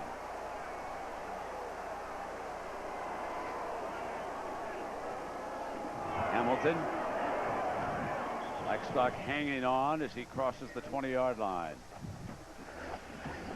So as we go back to look at the key play, Royal, injured on the punt return, also coughed it up.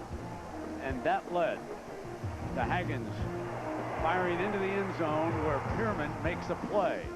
And Virginia leads Virginia Tech 7-0 in the red zone, 25 touchdowns and 47 trips. That's a 53% rate. Hyman's the motion receiver.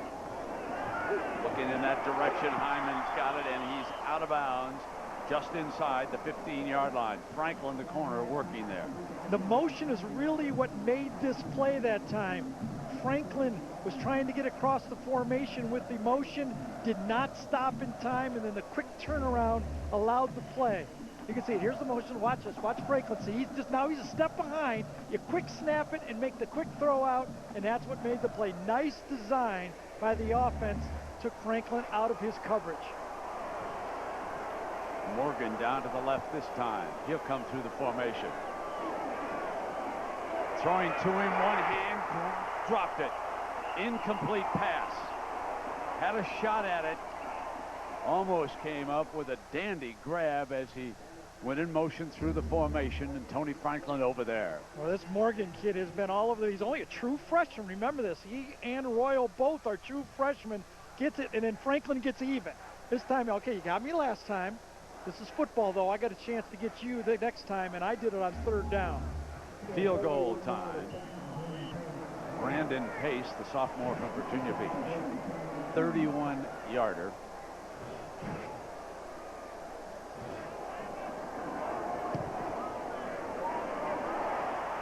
And Virginia Tech is on the board.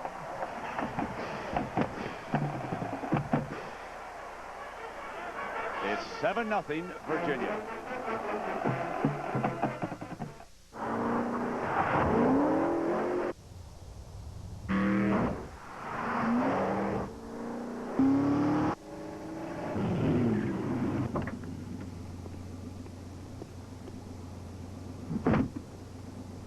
Velocity meets versatility. The all-new Hemi-powered Dodge Magnum. Open it up from either end. Dodge Magnum with 5-star, the highest frontal crash test rating. Hello. Yo. Where are you? I'm in London. Where are you? We're in Paris. Thought you were in Tokyo. Thought you were in Boston. Change of plans. What's up? Change of plans. We need to reroute the shipment. New terms? New terms, new specs, new schedules. Show me. There you go. Change of plans. Okay, will do. See you in New York. Change of plans. See you in L.A. Au revoir. Sayonara. So what's up? The usual. When change is part of the plan, that's on-demand business from IBM. The Rose Bowl. New Year's Day, 100,000 fans will pack this place. Impressive number. Allstate has their own impressive number, 1 million. That's about how many drivers switched to Allstate last year. Enough to fill 10 Rose Bowls. Why? Many of them saved an average of $278 a year. Now that calls for a parade. Championship insurance for less. That's Allstate, Stan. Are you in good hands? ABC Sports presentation of college football brought to you by Allstate, a proud sponsor of the Bowl Championship Series. Dodge, you can take life as it comes, or you can grab life by the horns. And Citibank, thank you from Citi, a new kind of rewards program from a card you can count on. At that time, you could count on me to give you the wrong score. Well, 7-3 as the breezes blew by here. And, well, we did that nothing for a long time, didn't we? This Virginia defense is so athletic. I'll tell you, they move so well. Those 4 big linebackers cover a lot of space, and they do not get pushed around.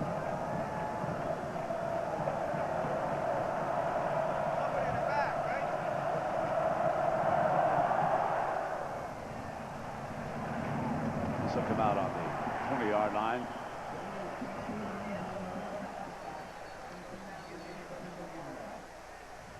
Well, a reminder that Sunday night, Chris Berman will have all the highlights at 7:30, and then after that, it'll be the Raiders and the Broncos at 8:30 on ESPN. My goodness, what's happened to the Raiders for the last few years? It seems like yesterday they were in the Super Bowl. The Broncos, meanwhile, are in a fierce battle with the most surprising team in the AFC, the San Diego Chargers, and Marty Schottenheimer in a drive for a title. You can see what Alvin Pearman, who's back in as the tailback, has meant to Virginia here today. Play fake, Haggins rolls hard to the right, out of bounds at the 24-yard line. That was not a run all the way. That was a pass play. Haggins got out there. This guy does not make a lot of mistakes with the football. I thought that was a little bit of a prayer he threw up to Pearman. He got away with it. But now with the 7-3 lead, I'm sure Coach Grove told him to make sure when you have that football, do not make mistakes with it. I'll tell you what's out of whack. The fact that Heath Miller is not catching passes after destroying Virginia Tech last year in Charlottesville. Here is Pearman. Look at that pursuit. This will be 3rd and long.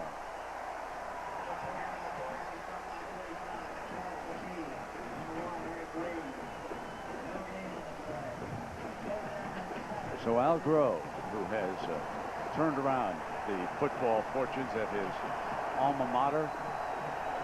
You can see was the New York Jets head coach when somewhat surprisingly he left there to come back to his alma mater. Of course, he had worked under Parcells alongside Bill Belichick, Giants, Patriots, and he's a Virginia graduate. He's very happy with the lifestyle. Of all the head coaches I'm around, he stays closer to the NFL than any of them in the college game. Quarterback draw by Haggins. Penalty flag is thrown on that far side, so yeah, nothing doing there. But going to be a legal movement, a false start, it looked like, by Virginia just before the snap, and that was blown dead, that play. And last night when we were talking with Al, he told us about going up to see Coach Belichick. They remain very close friends, and talking about some of the different defenses. Prior to the ball becoming alive, there was an illegal snap by the offense.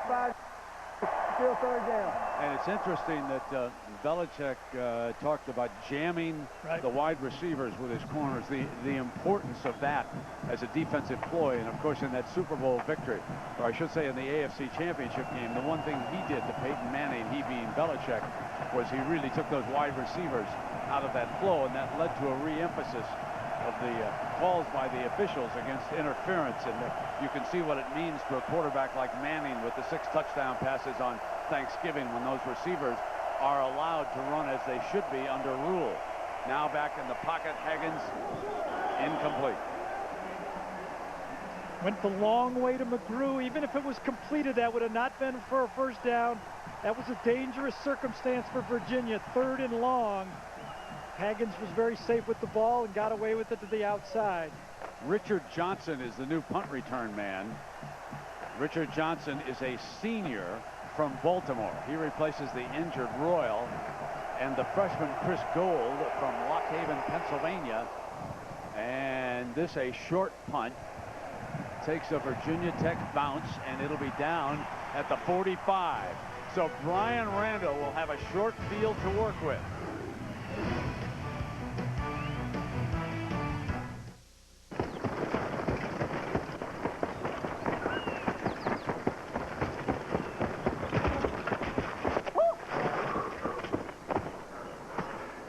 sweet ride. Yeah. That was amazing. Let's do it. I'm good. Tired of waiting for your reward? With Thank You from Citi, you get great rewards that are easy to earn, easy to redeem. That's a card you can count on.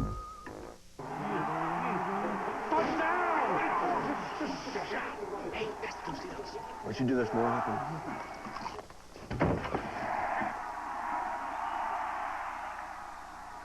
Oh, great, the game's on. Everyone loves a great crunchy taste of Tostitos scoops, and with the bite-sized bowl shape, you get the perfect dip every time. How's our defense? Like you're a lucky man. Swore I wasn't gonna cry. And now, look for Tostitos in our new blue bags. I'd like to experience a total system meltdown. I'd like to lose all of my music files. I would really love to get a virus and give it to all my friends. Millions of Americans are just asking for a computer virus because they're not nearly as protected as they think they are. I'd like it if someone stole my identity. That's why America Online now gives away virus protection to all our members. Absolutely free. That'd be great. Thank you. Want a better internet? You belong at America Online. TV's #1 new guilty pleasure has the entire country guessing what will happen next. One desperate housewife will be gone forever. Circle of life. An all-new Desperate Housewives this Sunday, 9/8 Central, only on ABC. Best starting field position of the game for Virginia Tech there. And they make it count when they get an opportunity. You can see when they get the ball, but when they get the ball over the 50-yard line, look at this.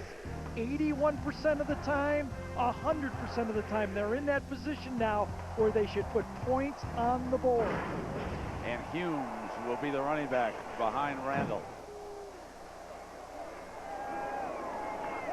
Play pick. Randall's going to throw on first down, gets plenty of time, takes it deep.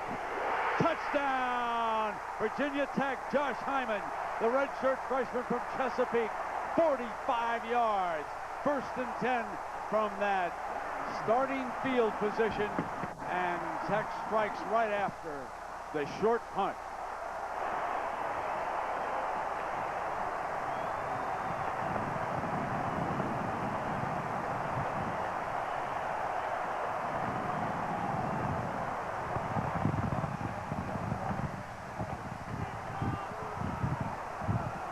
Another freshman receiver making a play that should not have worked. Extra point tacked on by Brandon Pace, the sophomore from Virginia Beach. And for the first time today, Al Groh and the Cavaliers find themselves behind. Neither touchdown should have worked against the defense. Marcus Weeks was in a 2-deep zone. He had coverage on the play. It was a stutter back to the left side. Number 5 did not get deep enough. The ball was thrown perfectly, and you could see Hyman take it in. 5 weeks. Look at this, the stutter. Now the safety should come across to the outside. You can see Tony Franklin believes he has help. Where's my help? Weeks took a bad angle and cost his team 7 points. I guess that's why they score when they get the ball over the 50, huh? I guess. That's a great play by Brian Randall. He threw that ball perfectly. He's 11 of 17, Randall, for 129 yards. Touchdown. And, you know, Jack, interesting how they're trying to measure concussions here at Virginia Tech, and this has been a pretty hard-hitting football game. Indeed it has, Brent, and it's called Helmet Impact Telemetry System, and there are accelerometers in a lot of the players' helmets that measure the G-forces generated by an impact. Its radio control comes back to this right here, this computer, from this RF signal right here. If it registers over 80 Gs, the training staff for Virginia Tech, a buzzer goes off and the player must come off the field. Now, what's been the biggest impact? Here's the cumulative effect on just one player. They've measured one today, Brent, at 115 Gs. A car crashing in Indianapolis crashes at about 100 Gs. This is a tough game. Jack, you go over to Coach Beamer and tell him you just read something like that and you're taking somebody out. Yeah, on an important drive. Not every player is wearing a helmet that is measured for that. Jack was telling us before the game, by the way. So it's It's an interesting and a very important study. I don't mean to make light of concussions, of course, in football. Helped drive Troy Aikman out, I think, a little prematurely with the Cowboys. Weeks, if it was a defensive back fumbles it, he'll take a knee. And again, I want to remind you that tonight, Keith Jackson and Dan Fouts at Notre Dame, USC. That's the spotlight game for the BCS. USC trying to protect number 1. USC opened its season by coming east to Landover, Maryland to play Virginia Tech.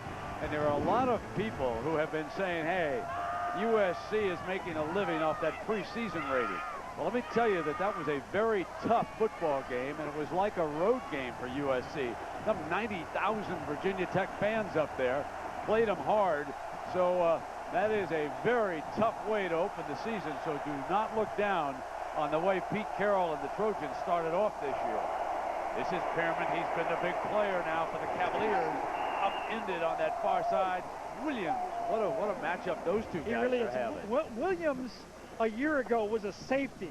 When they lost D'Angelo Hall, they moved Jimmy Williams over to the cornerback spot. You look at Pearman. Of course, he had that big one coming off the goal line that went real big for him. You take 78 yards out of that mix right there. Virginia Tech, I think, feels good how they handled the running game. Pearman's carried it 21 times for 127. Caught that one touchdown pass. Personal protector on the punts. Returns punts. Dances to daylight out near the 29-yard line. What a valuable performer he is. I can see why Al Grove said he belongs in the mix for the MVP of the ACC. I, of course, think that Brock Berlin down in Miami should also be considered for the way he has played overall. And right here, Brian Randall has to be a Absolutely. I was going to say Brian Randall has to with the year he's had this year. What a wonderful story of Randall hanging tough. On third down, Pearman picks his way for the first down. Now let's check in on Missouri and Iowa State, a big one in the Big 12. John, what's happening? Well, Brent, as you know, Iowa State could face Oklahoma in the Big 12 championship game with a win. But Brad Smith of Missouri has the Tigers rolling. Big run here, 36 yards and a touchdown as Missouri reclaims the lead, 14-7, and there's just 5+ left in the third quarter. Brent. Yeah, John, and they're enjoying that out in Boulder, Colorado, let me tell you. After that win over Nebraska, how about Nebraska not going to a bowl game for the first time in over 3 decades? First losing season since 1961. Hard to believe as Pearman slashes. And he is down to the 32-yard line. And, Gary, how about our Dodge defensive playbook? You know, Brent, I think you could just close your eyes and pick a play against these teams. You watch inside. You run the ball inside, and you've got linebackers and people making plays. You force the quarterback wide, and you make sure that this guy, when he throws the ball, is running sideways. And that's how you have good defense, when you have linebackers like Hall, a DB, and Backey that can run the way those inside guys do. Great job by this Virginia Tech defense. Bud Foster has signaled in the play. Haggins on a short drop, fires, there it is. Finally put it in the hands of Heath Miller, the tight end. Now Heath Miller, who is one of the best in the country, has just picked up a first down, and he has finally got his hands on the football, and maybe they'll start going to him. Yeah, well, they should. I mean, that's a pretty easy play now. When you're a shorter quarterback, though, it's much tougher to throw that little short 6, 7, 8 yard pass to your tight end because of your level. That's why the tall quarterback can hit those tight ends in those short routes a little easier. Pearman to the middle. He's thrown down by Griffin the Rover as we check in with Jack. Well, Brent, he's 6'5" and 255 pounds. He's a great target. But did you know that in high school he was an outstanding quarterback? He was AP's Virginia Player of the Year in the year 2000 at Swords Creek, Virginia's Honaker High School in Swords Creek, Virginia. So he knows how to throw the ball. And also now, today, we saw how to catch the ball. And Jack, he's a huge hero in that small community. I'm sure there are a lot of fans down there right now rooting for him as Pearman slashes to the outside. Has he got the first down? Yes, he does. Well, it's going to be very close now. Not sure about the spot. We'll have to, you can see that it's just a little short of where that yellow line, which is the unofficial marking right there. So he's a little bit short of it. I call this offense big bodies around the corner. When you got big bodies in here, watch these big bodies come around the corner. You got Elton Brown, 338 yards coming around the corner. You got Brad Butler, 300-plus pounds. Big bodies around the corner is a good offense. This offensive line trying to lead him down. First down that time by Pearman, who is the workhorse behind those bodies, Gary. Haggins is 4 for 8 in this football game throwing the ball, and Virginia is not going to come off this smash mouth game even when they get behind. You have to admire it. I mean, and I don't know if I'd use the strategy myself, but you have to admire their belief that they can wear down this Virginia Tech football team and win the game with their little Pearman coming out of the backfield. And movement on the right side of the line that time. Yarborough did not snap it. And Brown was one of the linemen who just simply moved. You know, I think the defense might have yelled something out on that one. Let's watch and see if this could have gone the other way. Start, number 61. Yeah, it was Brown. It was one of the two who moved. Brown definitely either heard something or saw something. No question, because the tackle kind of came with him. And for a moment, I thought maybe Yarborough didn't snap the ball. Let's just take a look.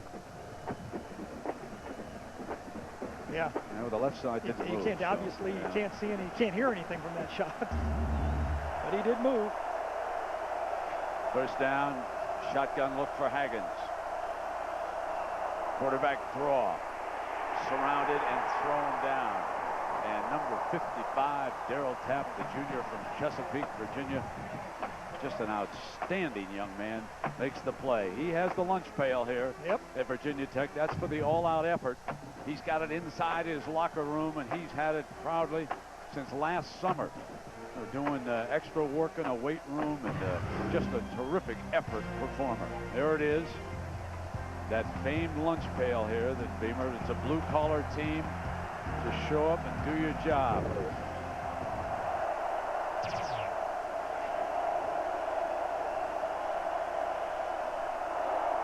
Now Haggins complete. And that was a well-thrown ball to Williams. Was. Williams, who missed the game with an injury, picks up a first down that time. That's Dayon Williams from Upper Marlboro, Maryland, for 18 yards. Get the dig route. Inside Mines comes in. Watch Mines. He thinks the ball's to him. He stops. Almost tries to come back and catch it, and almost messes up on the play. When you run the dig route, the inside guy goes across, the outside guy follows. Thrifty post-game report will be coming up next with John and the gang, time permitting, so stay tuned for that. Using the fullback, and that is the first time today that they have gone now to the up back out of that power formation, and it caught Virginia Tech just a little bit off guard as they handed it off that time. Snelling, the running back, and we'll return after this message and a word from our ABC station. Capital One Mascot True Love Challenge. Nothing like a day in the sun to see if Melissa's love for one of these mascots heats up. So who wants to put lotion on my back?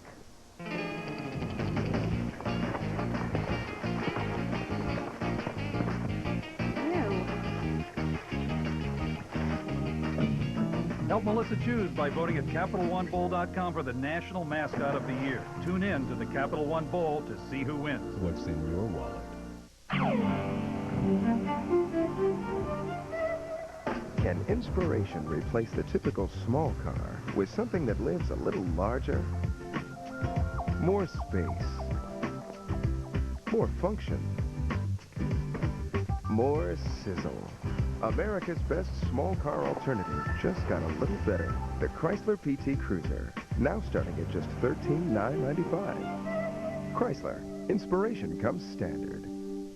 This year, Christmas is coming early. Isn't it beautiful? Share a night of music, memories, and a few blonde moments. With America's favorite newlyweds, Nick and Jessica's Family Christmas, Wednesday, 9/8 Central, only on ABC. Southern Health has been a part of communities in Virginia for 20 years, offering health care benefit plans to both large and small businesses. Southern Health offers a choice of health care benefit plans to fit the needs of you and your family. You have a choice of physicians and a local network, and you don't need a referral to see a specialist. Southern Health is happy to be serving the Lynchburg community, now providing businesses throughout Central Virginia with a choice of health plans.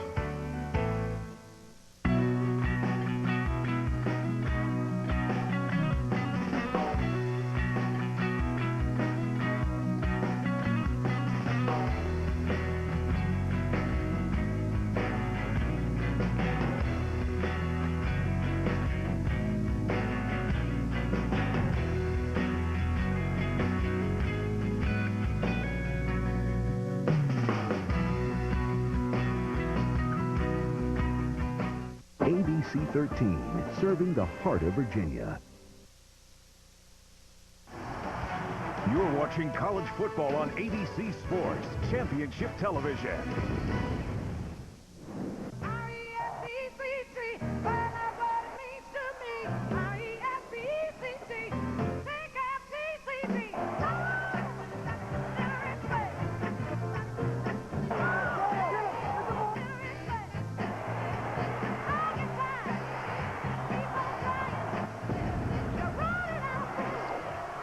Well, the battle at Lane Stadium, Worsham Field, continues.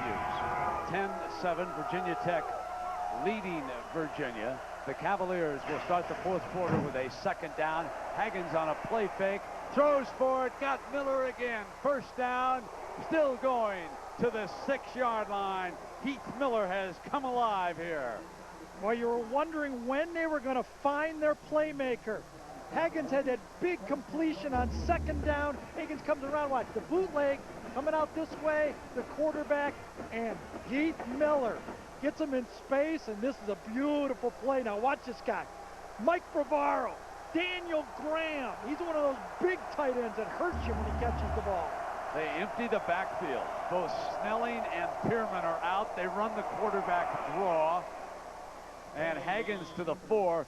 So when you checked the personnel that time, you thought they were going to show a power eye. Al Groh with a little trickery as Snelling goes outside into a slot, and Pierman comes over to the left, and they set it for the quarterback draw. The Hokies stop Haggins short of the end zone. Keep them off balance, run safe plays. You keep them off balance with formations, you run safe plays, and I'll tell you, Marcus has come up big. That second down throw, 2nd and 18, and that second down throw right there to Heath Miller has been huge. Now the more traditional power eye look. And Haggins to throw, incomplete. And a beautiful defense penalty flag. Down. Yes, it did. That was Eric Green, the senior corner from Florida. He was working against the tall one. It was almost like a fade pass over the middle to Mines that time. Number 84. And see if Eric Green, they're not going to call him for holding or having his arm draped all over Mines on that play. Kind of a interesting play-action fade pass to the wide receiver Mines.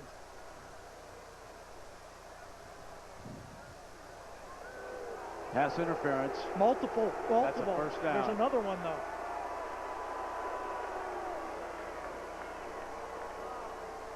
Two penalties on the play. Unsportsmanlike is one of them. Half the distance to the goal. Okay. You could see, here it is. Let's see if he gets his left arm on Mines this time. Ball's going to be lobbed up.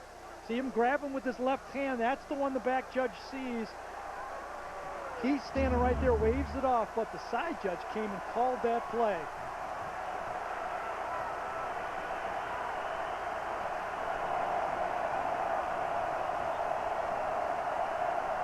First down. They've moved the down marker. It's first and 10. I should say first and goal, and Pierman is stopped. Terrific defensive play that time Burchett got in by there. Burchett, number 96 from Richmond, Virginia, jumps on him. Did a great job all day. Burchett and Tapp has been able to get penetration and force those plays to bounce around, and they're not going to give up easy. Watch Burchett.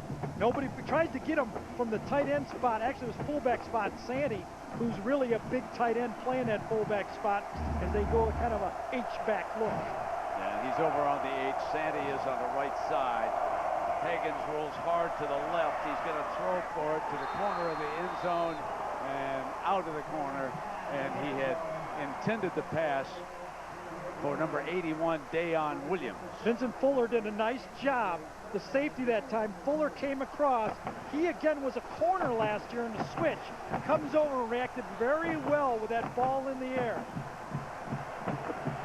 That ball kind of drifted on Marcus that time. When you're running to the left and you try to throw to the left, your ball drifts, and that's what happened. I am surprised that Virginia has elected to throw the ball down here as much as they have. Now they've switched to Lundy as the running back. He's replaced Pearman. Power look, play fake. Higgins dancing to the right. Cannot get to the end zone. Stop. What a stand by Tech. And Virginia Tech inside the 5-yard line has stood tall. That's Williams and Anderson down there that time. The field goal unit coming on now for the Cavaliers. This is a bootleg play. It had a pass run option, had the option of going deep, but Jimmy Williams, number 2, did it again. Forced Higgins wide and then was cleaned up and saved 4 extra points and maybe 7 as they have to settle for a field goal attempt. Yarborough.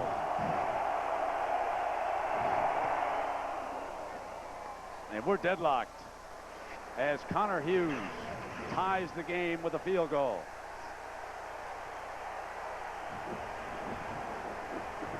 Well, as we look around this stadium right now, you can see that it's a work in progress over here on the press box side, and those will be the luxury boxes. And of course, this is what the last day of this box, this windy old. Come on, my friend. It's going to be gutted. Let's help. Come on, my Let's friend. help him on Let's this get this down, baby. Oh my! Look at this. Yeah, this it is. Just nasty, isn't it? It is time for a new one here.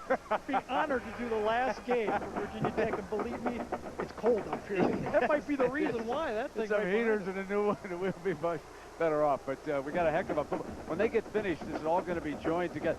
And look who's in the luxury boxes now. I want you to. There they are. That's great. There's the working guys. Let them come to the game. Monday through right Friday there. they work. Great. Saturday they watch football, right? Absolutely. Great to see all the workers here at the game and enjoying this. 13 minutes to go.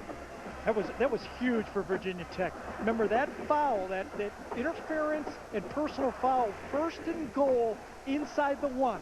On 1st down, Nolan Burchett, a sophomore, blows up the play. On 2nd down, Vincent Fuller gets across to almost break up the play. And on 3rd down, Jimmy Williams. 3 different guys make the play when called upon in different plays. A wonderful goal line stand against a great drive. That drive went 78 yards for Virginia against this defense. 10 all. Virginia and Virginia Tech. 13 minutes left in regulation. An ACC title, possible BCS Bowl. Of course, Miami will have something to say about that next week. Down in the Orange Bowl, Kurt Smith to kick it off. And with the wind in his back, he drives this one out. It'll come on the 20-yard line. Let's check in down below with Jackaroo. Jack? Well, Brian Randall was on the sidelines waiting for his opportunity again for the Hokies on offense. I watched him throughout the course of that drive by the Cavaliers. He stayed off by himself until they got down with that penalty call. And then he watched the big screen here. He got up, he warmed up a little bit, but as soon as his defense held, he was the first one on the sidelines to congratulate each and every member of the defense. This is a guy that's a leader both on and off the field. He dashes out now with the play call. Humes is his running back. Emo tried it a couple of times here today, but was unable to stand up with that injured hamstring. Here is Humes, slashes, breaks a tackle, 30. First down at the 34-yard line behind the left side of that offensive line with a penalty flag down. And what happened was Brooks, number 34, was timing out the play with a blitz, and I think he got grabbed. Ahmad Brooks, number 34, one of the best linebackers in the country. This linebacking crew of Halley, Parman, Brooks, and Blackstone was rated by Sporting News as the #2 in the country coming in. And they have not disappointed, as they produced 23 out of 32 sacks that this team has gotten this year have come from those 4 guys at linebacker. The freshman Royal has just returned to the Tech lineup. Remember, he was injured. Jack Dochie went back to the locker room. He is on the field. He is split out to the right side of this formation for Randall. Quarterback draw now for Virginia Tech. And he slides to the 23-yard line. And John, what's happening with the Tennessee Volunteers today? Brent, they have a date with Auburn in the SEC championship game, but a little tune-up against Kentucky is turning out to be a tough one. Rick Clausen here looking for Tony Brown, 12 yards in the touchdown pass. But the Volunteers still trail Kentucky, a team that's 1-6 in the conference, 1-8 rather, 31-29. All right, John, and here it is second down now. Randall rolling to the right, and fires complete to the freshman Royal at the 33-yard line. And let's take a closer look at Brian Randall. My favorite sports team is the Pittsburgh Steelers because my mother's from Pittsburgh. My favorite actor is Jamie Foxx because he's a talented musician and comedian. My favorite food is my mother's fried chicken. If I wasn't playing football, the sport I'd be playing is basketball. You know, he's a kind of young man that really makes everybody proud to be around college football. It's just such a wonderful, warm story. And who knows whether the young man will play in the NFL or not. But what a career he's had here as Humes crossed now to the 42-yard line. And I'll tell you, I think Brennan Schmidt hurt his shoulder again. He's been troubled with that shoulder. That time I think he popped it. He could not come down with the tackle that time. Ran right through it on the play, and then the penalty flag popped out. Face mask against the Cavaliers. That happened earlier. Watch Schmidt right here. He sticks his left arm out to make the play, and that shoulder kind of pops on him. He holds it right away. That's a play that Brennan Schmidt has been making for 3 years for Virginia. That shoulder popped on him that time, and he couldn't make it, and there's the end of the play.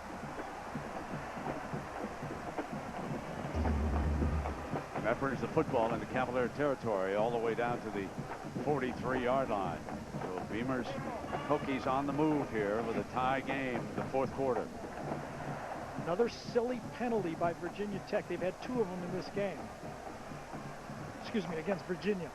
Jesse Allen is the fullback in front of Humes on an ISO. Humes is hit in the backfield and thrown down by Chris Johnson, the redshirt freshman from Charlottesville.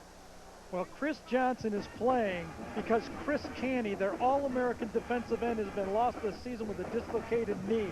Johnson came in, substitute for Koo Robinson, who is Kwaku Robinson, who kind of got the first shot, but now Chris Johnson, the freshman, has gotten the second shot, and he looks like a big-timer in the future right there. You look at this defensive front, and you think how good it could have been for Virginia. Chris Canty had not gone out with an injury. A 3-time starter, big-time defensive lineman unable to play. Now Randall again standing tall. And it is complete to the 32-yard line. King, the big tight end, with the reception. King had the big reception against Wake Forest in that game when they came back. Virginia Tech did to win that football game and Virginia Tech, the tight end does not catch a lot of balls until Jeff King got here. And as Frank Beamer said, if you got talent at the position, you got to use it. And Jeff King has been utilized in this offense. Brian Randall has grown so much since I watched him early in his career to what he is now. He's so calm with that football. And again, you know, the young man who's probably watching, maybe even with his brother Michael, Marcus Vick, is not in school right now, but everyone expects him to come back. They hold out high hopes for the young man who was suspended for the year. Just made one of those mistakes, and hopefully he learns from it. Everybody around here says such nice things about Marcus. He's just like Michael, and Frank hopes that he's able to come back next spring, re-enter school, and Randall, of course, moving on, and a lot of folks around here look forward to Marcus Vick coming and becoming the next Hokie quarterback. But right now it is Randall who is driving Tech, firing, caught. Touchdown, Virginia Tech. A beautiful catch by Hyman.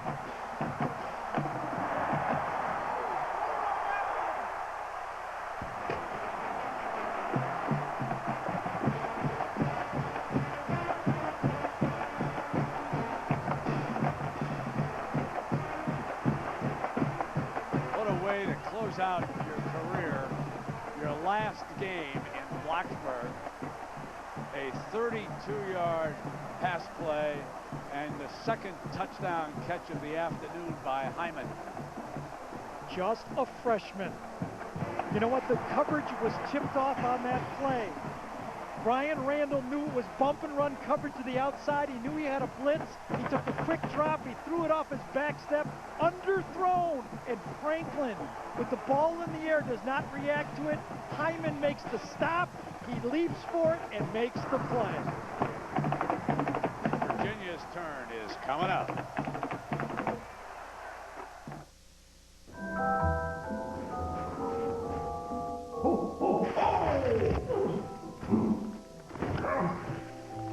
And I don't even have that insurance. What insurance, Santa? The one that pays you cash if you're hurt and can't work. Huh?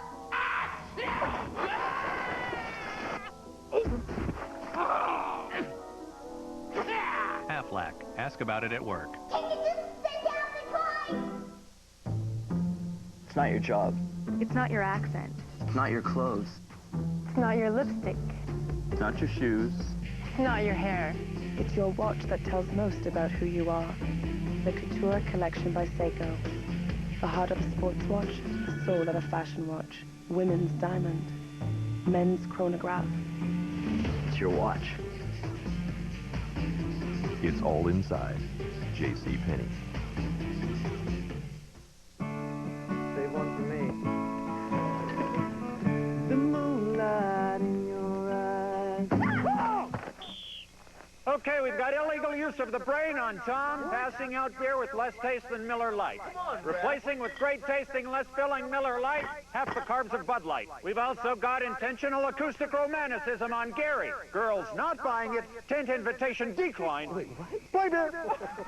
Chicks dig music. Miller. Good call.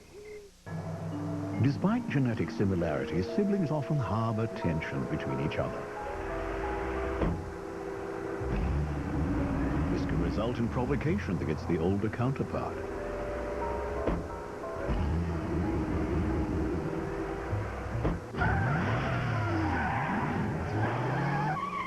But these are merely attempts to discover his place in the family. Cobalt, the new commotion coming to the Chevy family. Tiger, Annika, the Maryland Skins game, next on ABC. Josh Hyman having a big afternoon here. Boy, I'll say. What a bright future for Virginia Tech. Hyman, Morgan, Royal, Clowney, all freshmen or one sophomore on this team. Going to be around a long time. Now it's 21's turn. Pierman.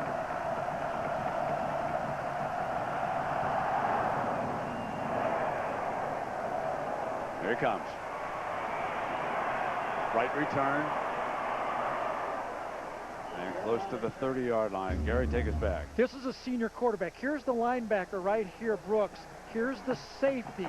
Now watch Brian Randall throw this ball. He knows he's getting a blitz, and he throws it off his back foot. Watch this, okay? Right off his back foot, a jump ball. He knows he's getting pressure up the middle, so he says, I'm getting this ball out of my hands, give my receiver a chance to make a play, and that's exactly what Hyman does on the play. That is leadership and decision-making by Randall, who's had some career. And you can see that he is jumped up into first place in total offense now, well over 7,000 yards. Higgins on first down, in trouble and smashed down. Jimmy Davis collapsed the pocket that time. I'll tell you why there was a sack on that play. Not only was it a good pass rush, but Heath Miller is the guy Hagens was going to try to go to on that play. 3 Tech players were all over the tight end, Heath Miller, on that play.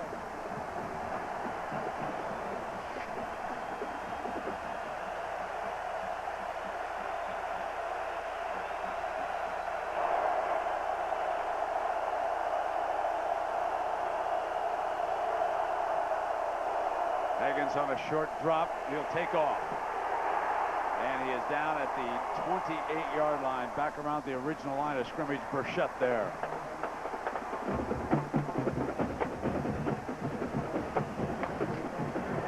That time, outside linebacker James Anderson was all over the tight end. Watch Miller come out. Watch Anderson run underneath it this time. Tries to get the tight end. Anderson says, I'm right underneath that thing. Forces Marcus to come right up the gut on the play. Back-to-back plays. Tech takes away the #1 receiver, and it's 3rd and long. Santee lined up as a fullback.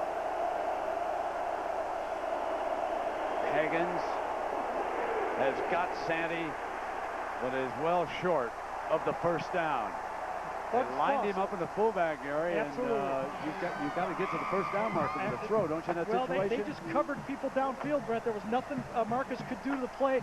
Bud Foster won that one. He said they're going to go to Heath Miller. He probably told his team on the sideline, let's take away his go-to guy. They did, and forced Marcus to throw the ball somewhere else. They weren't ready for it. Here's the freshman punter, goal. Johnson back. Out of bounds at the 42-yard line. Well, the Pacific Life game summary of this tight defensive game. Here's the Virginia touchdown. Great catch by Pierman, just making a big play in the end zone. And then it was Josh Hyman, 32 yards from Randall. Not finished. Watch this jump ball. And a dash in for the go-ahead score. And it is 17-10 with Randall bringing them up to the line of scrimmage, and Humes still in as his running back. Schmidt back in.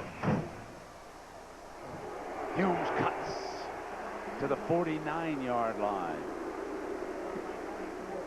You know, this Virginia Tech offense, as we remind you that Chevrolet will honor the player of the game from each team with a $1,000 contribution to each university's general scholarship fund. That's coming up. Jimmy Martin has come back here to play well in the second half. Jason Murphy, Will Montgomery, James Miller, and Big John Dunn, the biggest player on the team. This offensive line against this very talented Virginia defense is starting to wear them down a little bit. Not that time, as Humes could not get back to the line of scrimmage. And that was because Key Parham, the sophomore from Virginia Beach, was there to make the stop. But the offensive line has done a good job there in the second half. They have not been confused by all the stunts and blitzes by Virginia with those linebackers. Harmon is the strongest of the Virginia linebackers, a 440-pound bench presser. 3rd down coming up for Randall. Fires over the middle to King again, and that's a 1st down for Virginia Tech. King went across the 1st down line marker and just squatted right there. He made his body real big, like you're going to throw the ball into the post, and he just said, Brian, hit me. And that's a guy that says, I got a quarterback, I'll make myself big, and Randall put it right there. Gary, during that one commercial break, you said, you know, Brian Randall has let the game come to him. Absolutely. What does that mean for a quarterback? He didn't, even though it's a big game and he wanted to win this game, he was patient early. He knew that it was good. Remember, he said it's going to be a fist fight early. We're going to hit him in the mouth. He knew later in the game he'd get his opportunity to make his plays. Here's Humes slashing back.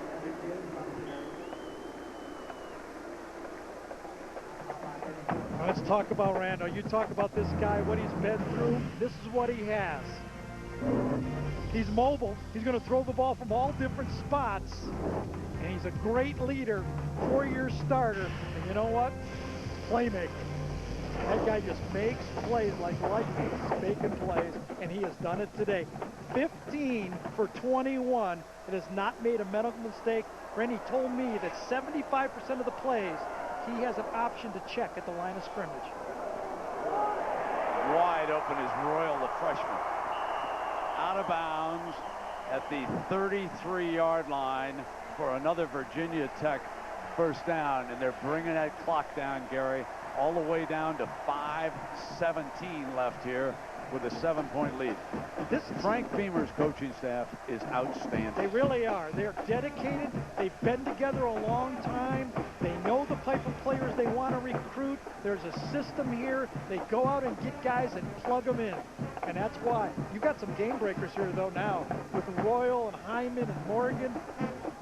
Emu coming back. He's just a junior. They got players that can make plays. They've always been tough.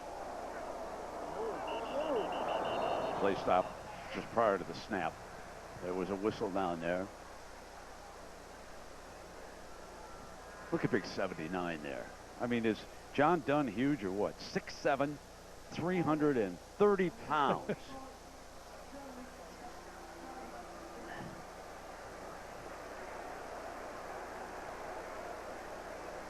Well, those of you who are Boston College fans and are a little bit depressed by what you saw happen against Syracuse, come down and take a look at a couple of ACC teams that you'll be dueling against in the years ahead, Virginia and Virginia Tech. And I just want to say it doesn't get any easier. These are two good football teams. It's been a neighborhood battle down here. Virginia Tech with the football and a 7-point lead. And here's Humes breaking daylight, cutting back, heading end zone, touchdown, put it down for 6.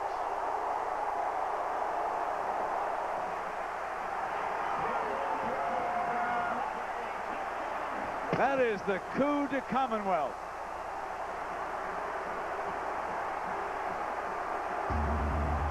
A blitz is coming from the wide side, a strong safety blitz. They have a guy coming on a reverse fake. That keeps the secondary. You can see it running right by it right there. Didn't even see who had the ball. Marcus Hamilton, you put a strong safety blitz, you put a reverse play on, and then you gash it up the middle. The perfect call against the perfect defense. There's the extra point. Now take a look at this. The cut. The speed. And it's 24-10.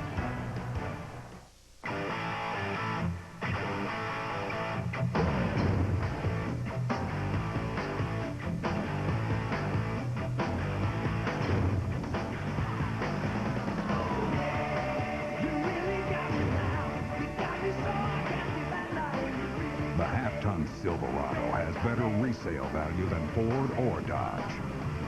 That's why it's the right truck, the official truck of an American Revolution. It's far better to spend 15 seconds looking at this now than in 15 years wishing you had. Retirement, loans, insurance. AIG. We know money. At BASF, we don't make the mattress, we make it softer. We don't make the boots, we make them drier. We don't make the house, we make it livelier. We don't make the snowboard, we make it stronger. At BASF, we don't make a lot of the products you buy, we make a lot of the products you buy better. BASF. Get the gift you really want with American Express, like tickets to the Heat Lakers game on Christmas Day. Just visit mylifemycard.com. New offers come up every day, but quantities are limited, so log on today, exclusively for American Express card members. ABC Sports presentation of college football brought to you by the new Singular, raising the bar.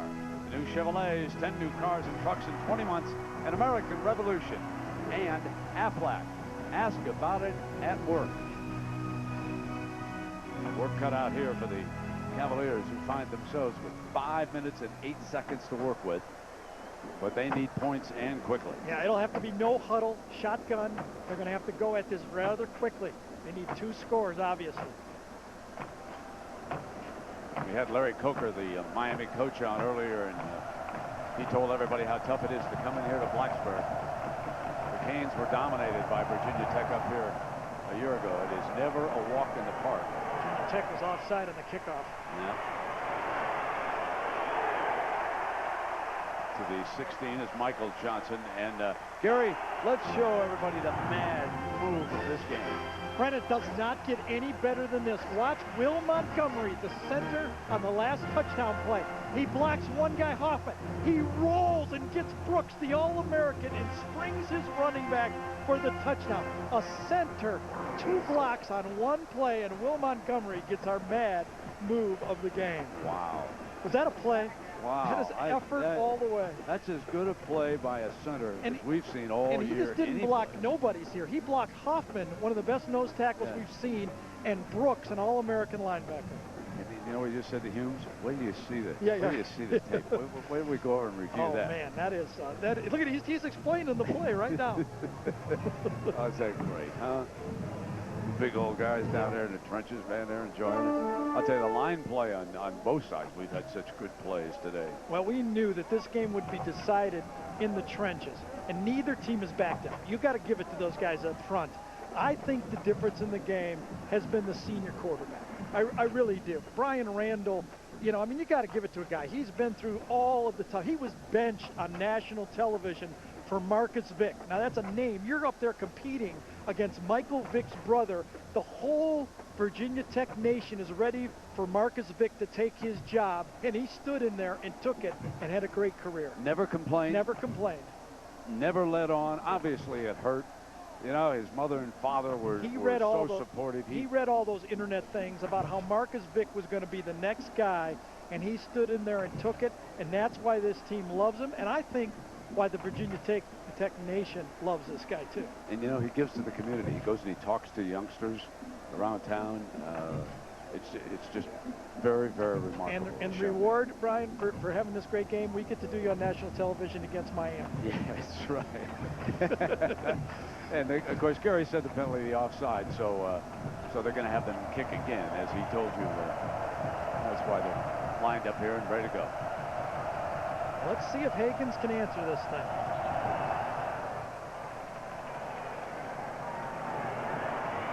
From the 5-yard line. And Pierman.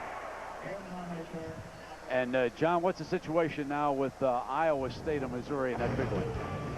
Well, Brent, Iowa State is matching Missouri, but that won't be enough to get to the Big 12 championship game. They do get a touchdown here, 2 yards by Stevie Hicks. It ties the game at 14 apiece. Time permitting, when you're done with your game, we'll get you folks out to watch the end of Iowa State and Missouri all knotted up. Brent. All right, John, we look forward to that. Here, of course, we still have 4:56 to go, and Virginia having to open it up here a little bit. Hagans, complete, got a 10-yard gain. And, you know, we talk about Randall. We asked him why he stands up and gives so much to the youngsters here.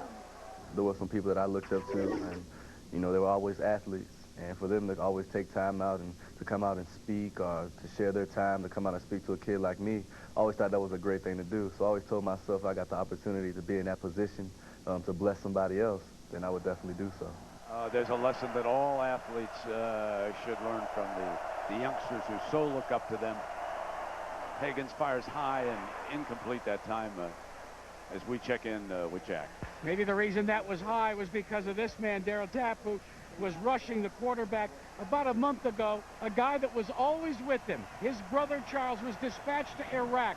Charles used to come to each and every game. They correspond by email, and in fact, Charles is listening on the internet as we speak right now to this game. You can be sure that Darryl Tapp's big brother is real proud of him. And that picture was downloaded to us. That was actually taken yesterday and sent to us yesterday, right, Brent? Yes, it was. And now back is Hagans. Fumble! Tech jumps on it. Nolan Burchett, defensive end, came around the corner to make that play.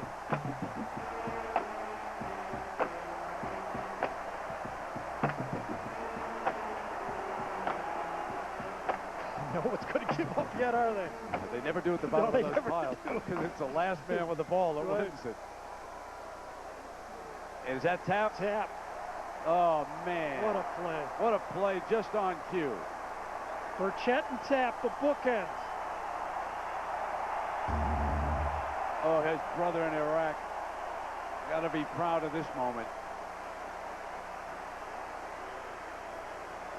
Boy, is that a nice play? They always do that now. Those defensive ends, they don't just tackle quarterbacks. They put one hand on the quarterback and they strip with the other hand.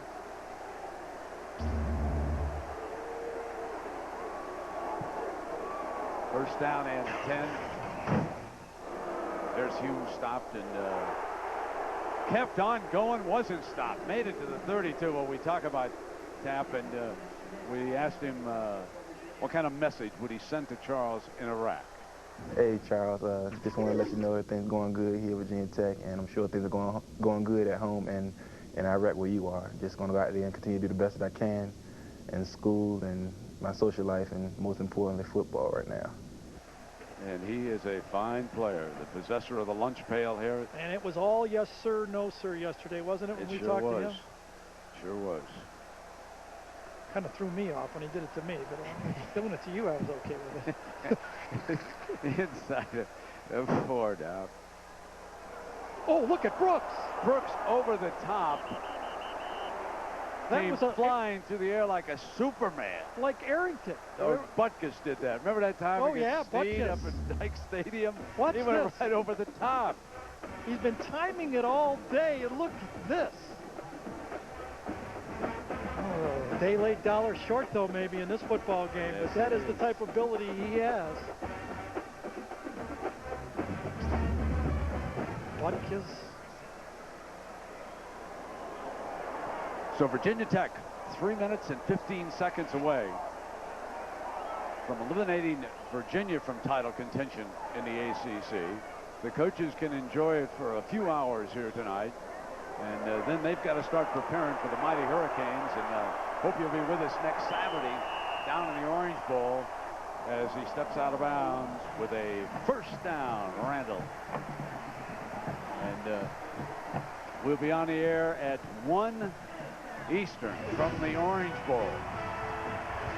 It'll be Brock Berlin and the mighty Canes with Parrish having bolted clear on a punt return.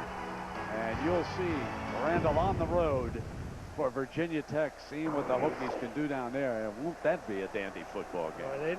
I'll tell you, one team I know for sure in the ACC that's not intimidated by Miami is Virginia Tech.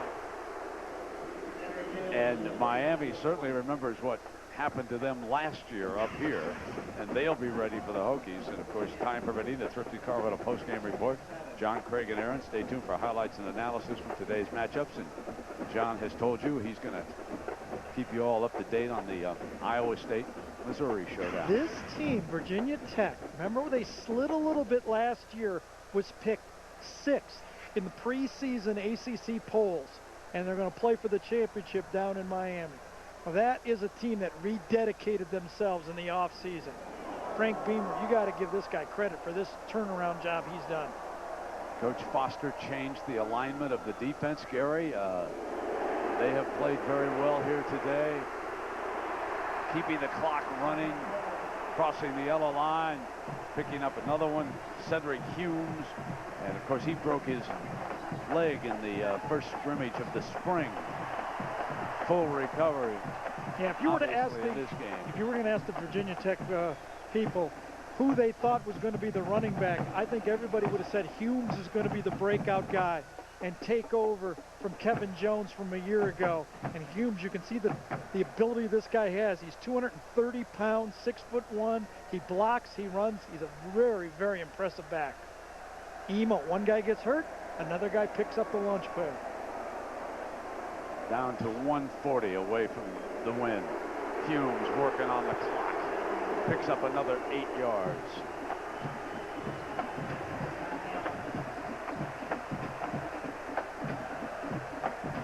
Nobody should be ashamed of this football game. Plays were made. Plays were made. Look at that. ACC champs is being held up they'd be ready. You got another game to go there. You got one more game to go. And it will not be easy down there. You know, there's a couple of people we want to really thank. The Virginia Tech University Sports Information Director, Dave Smith. This was perhaps the best organized SID information, interviews, coaches, everything that I've been around this year. He did an outstanding job. At the University of Virginia, Athletic Media Relations Assistant Director Michael Coley. He helped Chaka Root, who traveled down to Charlottesville for those interviews. And, we certainly, there's the coaches getting the balance. So just a little bit early, boys. Billy Height says, don't get me with that thing. Running back coach says, get the head coach. I don't get paid to take this. Billy says, look at this. What is wrong with you rascals? Coach Height says, you know, the big guy makes the big money. He should get the Gatorade tossed on him. He's got more clothes at home than I've got. Well, Gary, this was as much fun as advertised. Al Groh and his staff, of course, they got a lot of great young players as it comes to an end. Thank you. Brian Randall in his final home game. And it's not the end of the action for you all this afternoon. You're going to see the end of that Iowa State Missouri game, which is still coming up. And let's quickly go to Jack. Coach Frank Beamer getting the congratulations from Al Groh after a hard-fought contest for the Commonwealth Cup. Coach, turn around here. Congratulations. Yeah, whoa. Oh, what a performance in the second half. And this is a good football team. This Virginia crowd is a good football team. But, you know, when things look rough, Royals going to get an X-ray.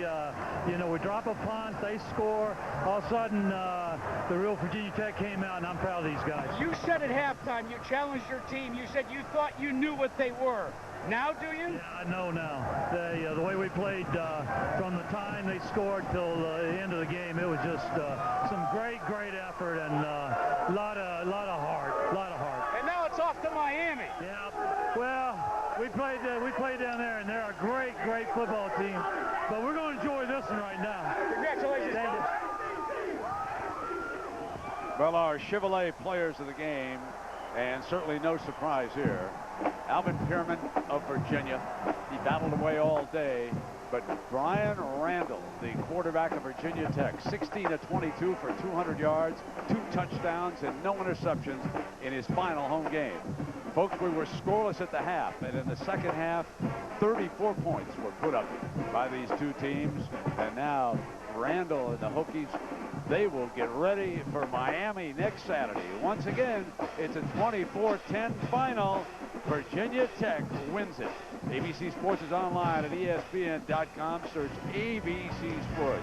For Steve Bime, our director, Bob Goodrich, our producer, Brian Mulvison, our spotter, George Hill, our stats man, and our entire ABC crew. Great job, everybody. Happy Thanksgiving weekend. We'll see you next week in Miami. So long.